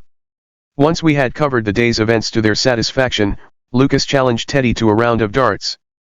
The two of them stumbled off toward the dartboard, leaving me alone with Alicia. We moved out of the booth to a high top. The room suddenly seemed 10 degrees hotter. Alicia was one of those people that was impossibly more attractive in person than the image you carried around in your head. She wet her lips and eyed me hungrily. I struggled for conversation. So, Alicia, what did you do before you joined the army? She looked disappointed at my question. I was a deputy in LA County in California. I got bit. An army agent made contact with me in the hospital. She explained what had happened to me. The whole magic deal. Then she laid out several options for me. The most attractive of which was joining up with the army. They signed me up and sent me to Texas. Mostly because I habla, I think. Jesus, that must have been a real mindfuck. She didn't answer. What was it like, changing? How did it happen? Anger flashed in her eyes and then she grinned seductively. She leaned forward on her stool, pressing her breasts together between her arms and the tabletop, accentuating her magnificent cleavage. I could clearly see her dark gray bra. It had silver and gold stitching and looked expensive. It was the kind of underwear that women wore when they wanted other people to see it. Myra Cash, aren't there more? She paused and tossed her hair to one side, exposing her neck. Interesting questions that you would rather ask me? Like what color panties I am wearing. She paused just a heartbeat for effect. Here's a preview, amigo, I'm not wearing any. I never do. She smiled her wide, predatory smile. Her white, two long canines gleamed under the faux Texas starlight. I could smell the sex on her. It was like a tangible, physical thing. She wanted to take me home and howl at the moon. But, I had been around aggressive women before. Hell, Sarah was as forward as they came. But this felt like something different. Like a deflection. My curiosity got the better of me. Something happened. It wasn't your choice? To change, I mean? Alicia's eyes flashed dangerously and with such intensity, I was almost taken aback. She sat back and pounded down her tequila in a single swallow. I didn't say anything. I could play the quiet game too. When she saw me waiting for an answer, she grabbed the bottle of whiskey and necked it. She mumbled something in Spanish, then slammed the bottle down on the table, pointing a finger at me. Okay, you want to know, Cash? Do you want to be so curious? She drew out the U in curious so that it sounded like a Latin expletive. You want to know just how fucked up this world you are in now really is? Okay. Here you go. Here's my jotty docuenta. One night my partner and I were responding to a disturbance call. Just that. A disturbance at an abandoned office building.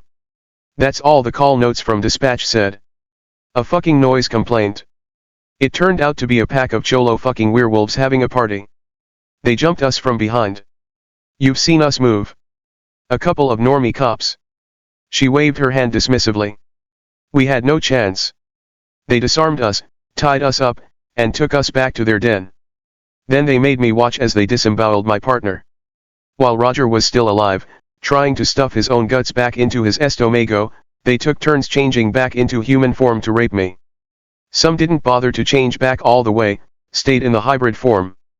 They called it beast back. Then they changed me. I turned into a wolf that night.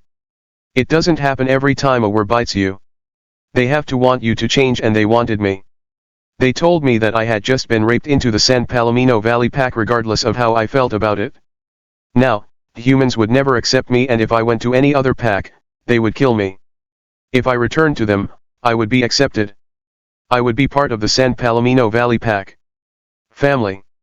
Then they drove Roger and me to an empty field and left us there. I was still a wolf, but I changed back as the sun rose. Roger was still alive, but just barely. I had to walk, naked, dripping fluids down my legs, to find help. By the time anyone got to him, he was dead. I woke up in the hospital. Alicia took another swig from the bottle.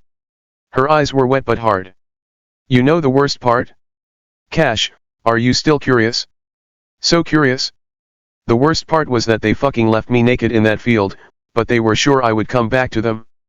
And if it hadn't been for Agent Rollins at the hospital, they would have been right. Where did I have to go? I didn't know shit about being a werewolf and I couldn't tell anyone. Would they believe me? Would I end up in a fucking mental hospital? Would I be shot on sight? And the changing Cash, it feels good. So good. I felt powerful, whole. It made the rape seem somehow, she searched for a word, less horrible? Distant. It erased some of the shame I felt. Like that happened to the old me. They promised me no more rape, I was in the gang now and it wouldn't be like that again. I was family now. I would have gone to them. I had already decided. In the hospital. Before Agent Rollins came to see me. How fucking sick is that?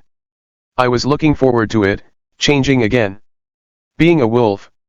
I thank Jesus every day for Agent Rollins. For giving me another way. She stared me hard in the eye and I watched a single tear roll down her face.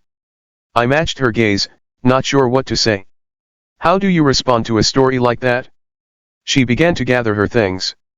You should know that it's considered extremely rude to ask those kinds of questions, Cash. Extremely rude. She threw some bills on the table. Have a good night, Cabron. She turned to leave. I was out of my seat and had her by the wrist before I knew what happened. She pulled her wrist away and I grabbed it again, looking her in the eye. I'm sorry, Alicia. I didn't know it was rude and I didn't know what happened to you. I sincerely apologize. I can't imagine what that must have been like. Please don't go. She pulled her wrist away again, slower this time. I accept your apology. Her being a little buzzed brought out a Hispanic accent I hadn't noticed before. You know, I have never told anyone before. Not the whole story. Not even Lucas. She looked at the floor. Then, her mouth was on mine, her hand behind my head. I could taste the Balvenie on her lips and then the tequila as her tongue brushed against the inside of my mouth. I closed my eyes and opened up to her, but she was already pulling back. She placed her hand on my face and looked thoughtful. I could see where the single tear had dried on her cheek, taking a tiny bit of mascara with it. You are a nice boy, Cash. I'll see you in the morning. Alicia walked off, a swing in her hips. She cast me a backward glance as she put on her coat and then she was gone. I slumped back on the stool and groped behind me for the bottle. Agent Ruthersford came back to the table for a refill. He saw me about to take a swig and stopped me. This is a nice bar, Agent Renshaw. We use glasses here. He took the bottle from me and refilled my glass, then his. Where did Alicia go? I thought you two hit it off. She went home. I think I made her mad. What happened?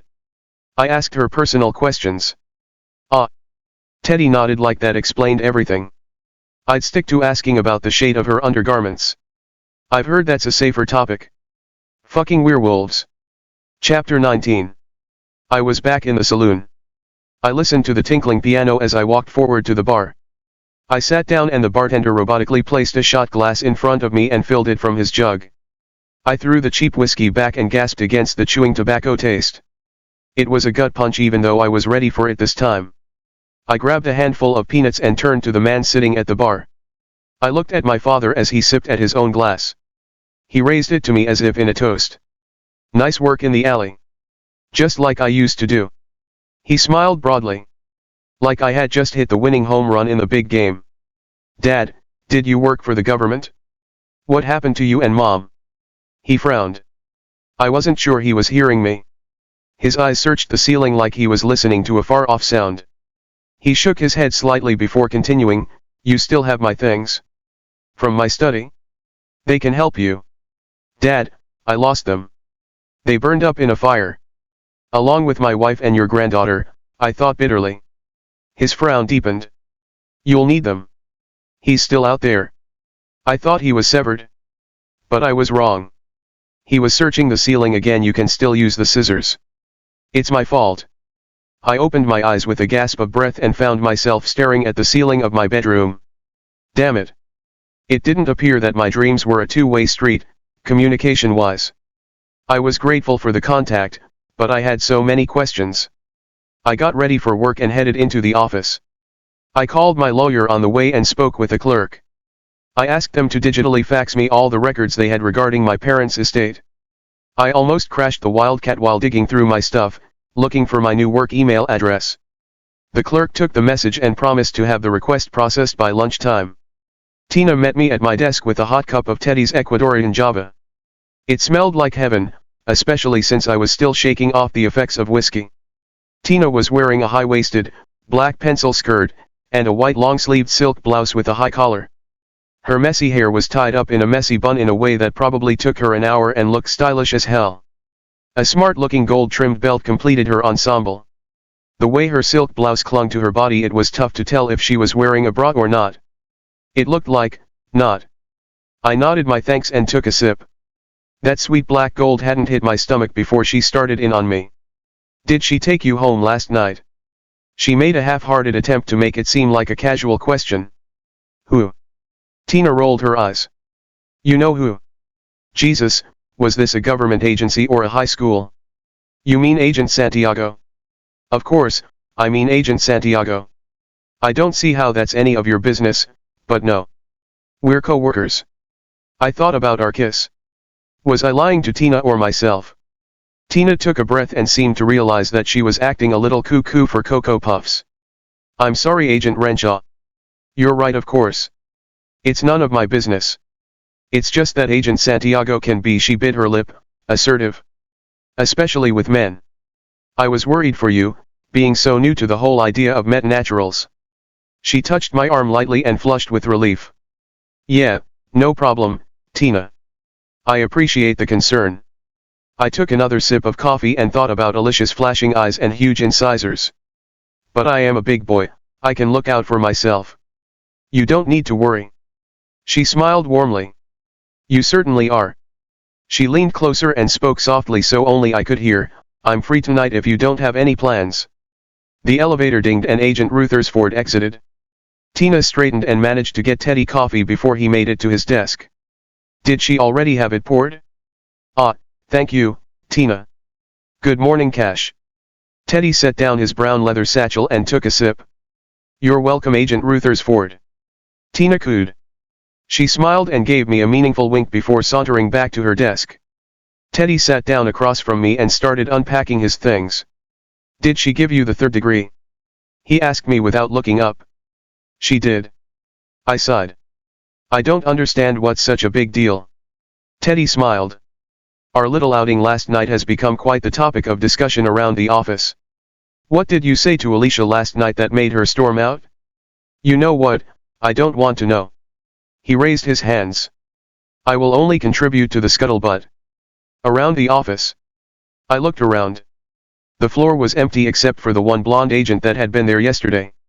Grayson, I think his name was. He was busy typing something and ignored me. There are 16 investigative agents assigned to this bureau, Cash. Most are away on assignments. But we have both technological and magical means of keeping up with the latest office romances. He shrugged as if to say, what are you going to do? Office romance? What romance? I went home alone. Exactly so. As did Agent Santiago, alone, I mean. That in of itself is news. Quite a bit of money changed hands, mine own included. I sighed. What kind of crazy quilting circle had I joined? I logged into my computer and busied myself with some corrections to the report the day before that had been added. I also started a list of things that I remember inheriting from my father. I remembered the globe and the pince nez. I remembered the scissors, now that he had mentioned it in my dream. They were not very large, but very ornate, and I think they had been made out of gold. I remembered that my father wore them occasionally on his belt, in a little special holster. That seemed extremely strange at the time, but made sense if they were some sort of powerful artifact that he used during his investigations. The office was starting to wake up and I saw Director Northcutt exit his office. I hadn't seen him come in and I was fairly certain his office had been dark and I arrived. He walked purposely over to our desks with a huge smile on his face. Morning, boys. How you doing? He didn't wait for an answer. I got a new case for you. Something that will help you forget all about the tattoo business. He slapped a thick file folder down onto Teddy's desk. I went and stood behind him so I could see as they leafed through it. We had a burglary last night. Several items were taken that fall right into our wheelhouse. The reliable reliquary. I read off of the top of the police cover sheet. Isn't that the high-end antique place on Monroe? The pieces snapped into place before I finished the question. They sell all sorts of magical bullshit, don't they? Teddy furrowed his brow as he began to flip through the pages. The reliable reliquary sells a mixture of mundane antiques as well as magical relics. I tried to imagine the place in my mind. I knew I had been there at least once with Sarah. She loved antiquing. That place has some pretty serious security, doesn't it? I remember there being bars on the windows and some high-tech cameras. Chief Northcutt nodded. All kinds of security, magical and otherwise. But nevertheless, several items showed up missing on this morning's inventory. There was no sign of forced entry, but this was left in the till. Next to all the cash that wasn't taken. He took a plastic bag out of his pocket and placed it on Teddy's desk.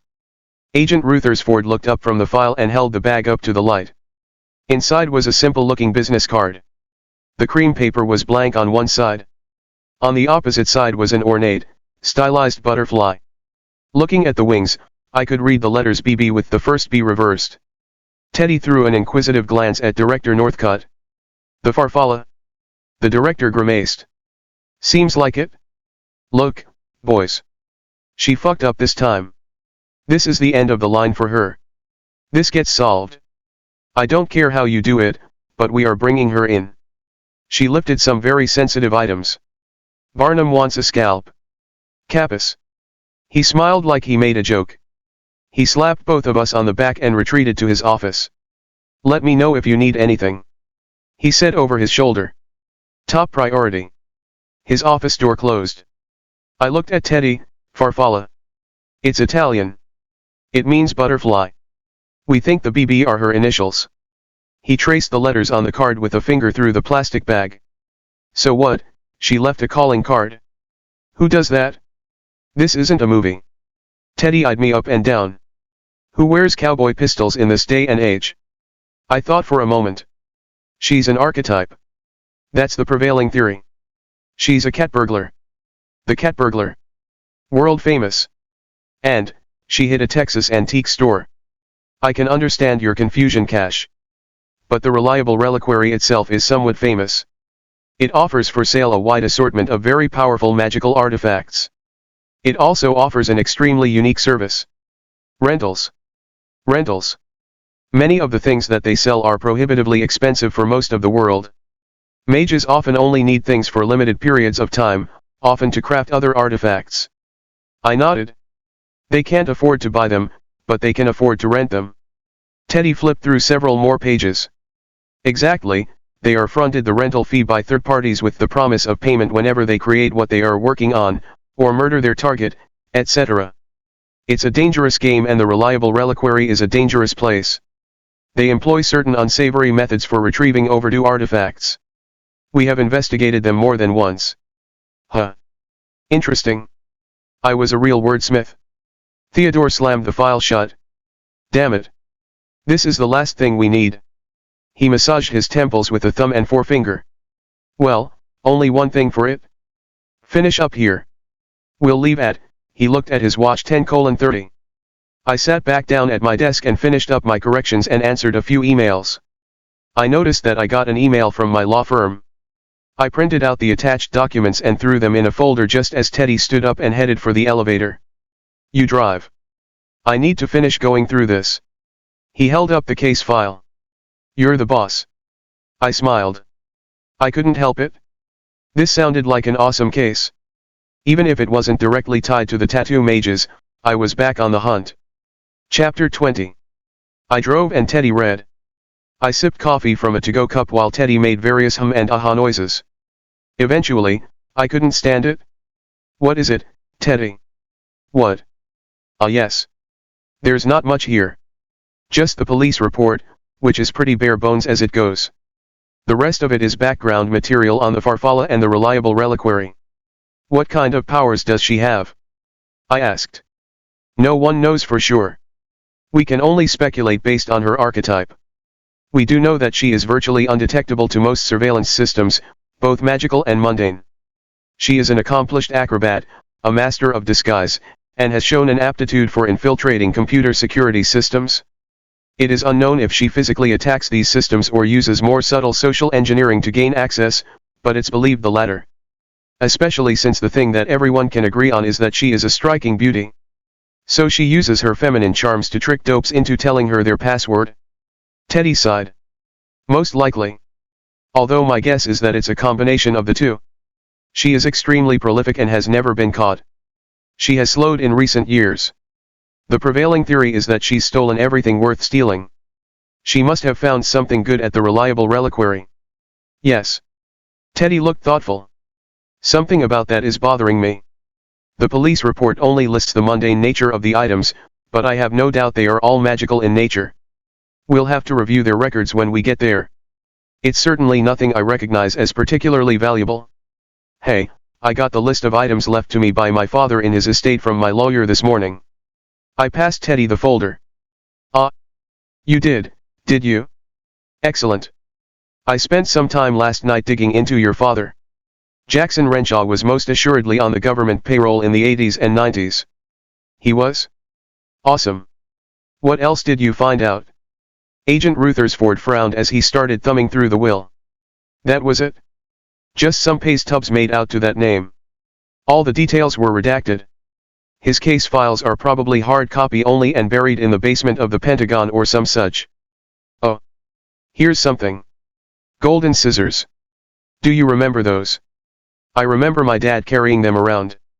He had a special little holster for them, wore them like a gun. I should tell you, Ted, I have been dreaming about him since I started at the agency.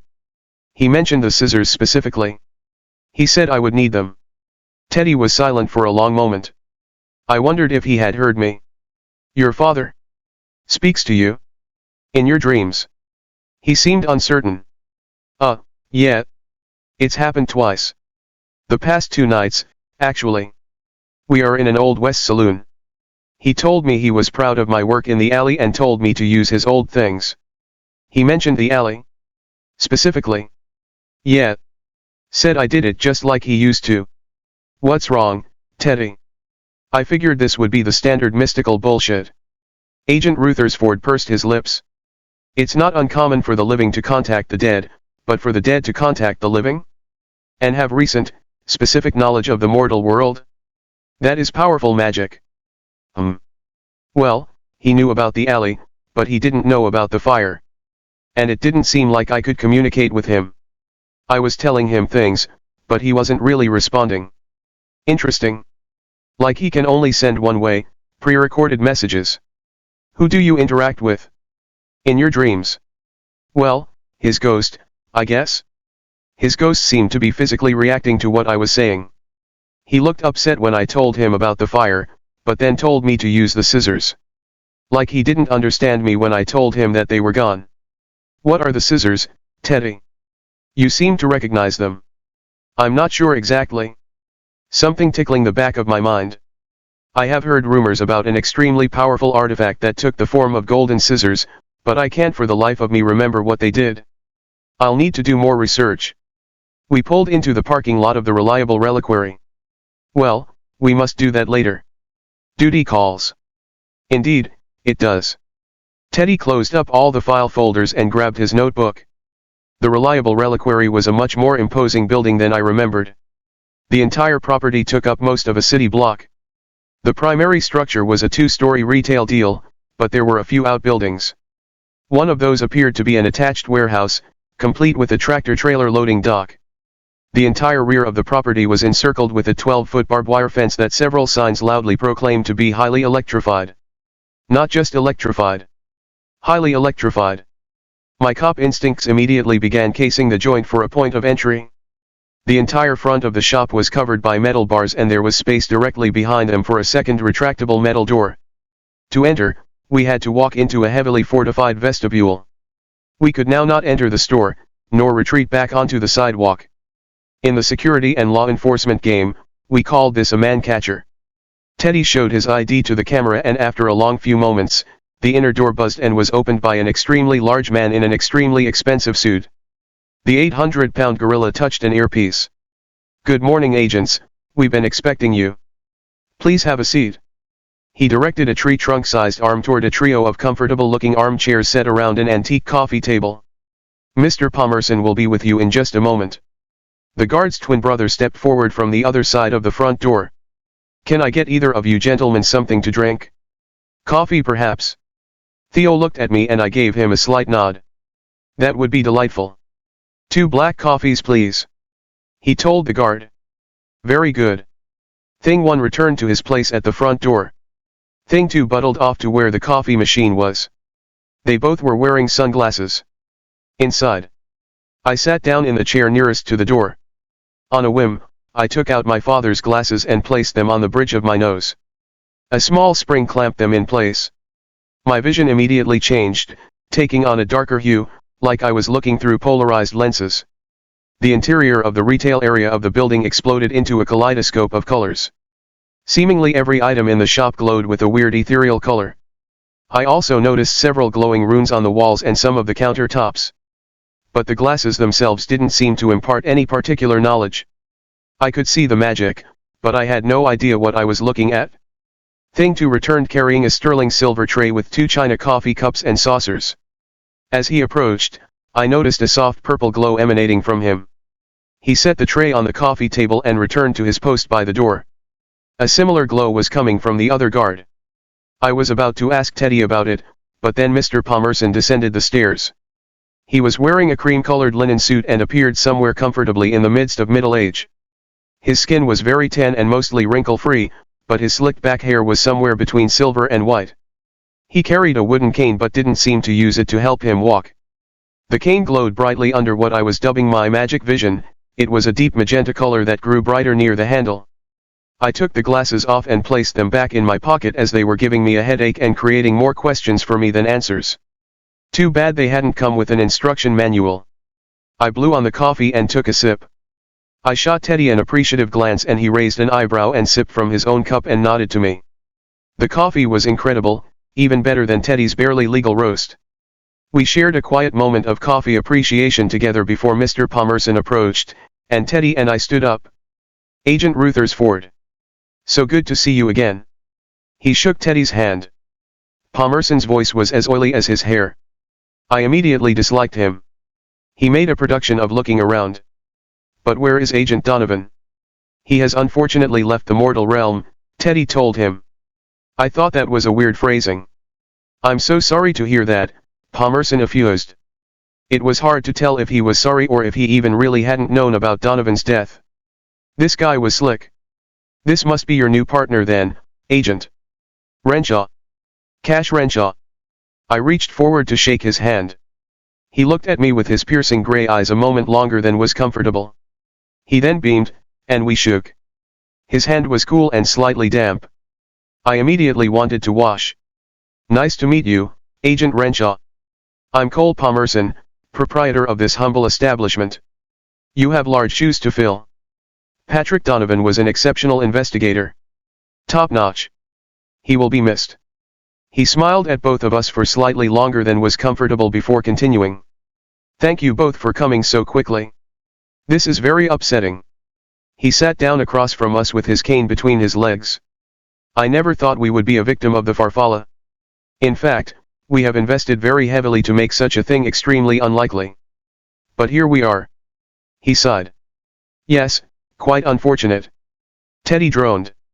Can you please tell us exactly what happened? He took out his pad and prepared to write. I got the feeling that old Theo didn't exactly care for Mr. Cole Palmerson. Palmerson grimaced. That's just the thing, there's hardly anything to tell. No sign of entry, no breakage, or fingerprints. We wouldn't have even known anything was wrong if not for the items missing from this morning's inventory. All we have is a few ghostly images on the video cameras and spectrographs. Can you walk me through the chain of events? Teddy asked. He sounded tired. Certainly. We closed up last night like usual at 7 p.m. My workers took the high-value items that were on display and placed them in the overnight vault.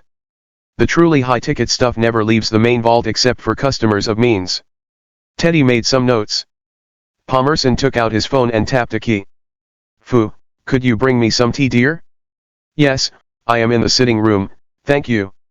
He put his phone away before continuing. Nothing was out of the ordinary. Everything was logged.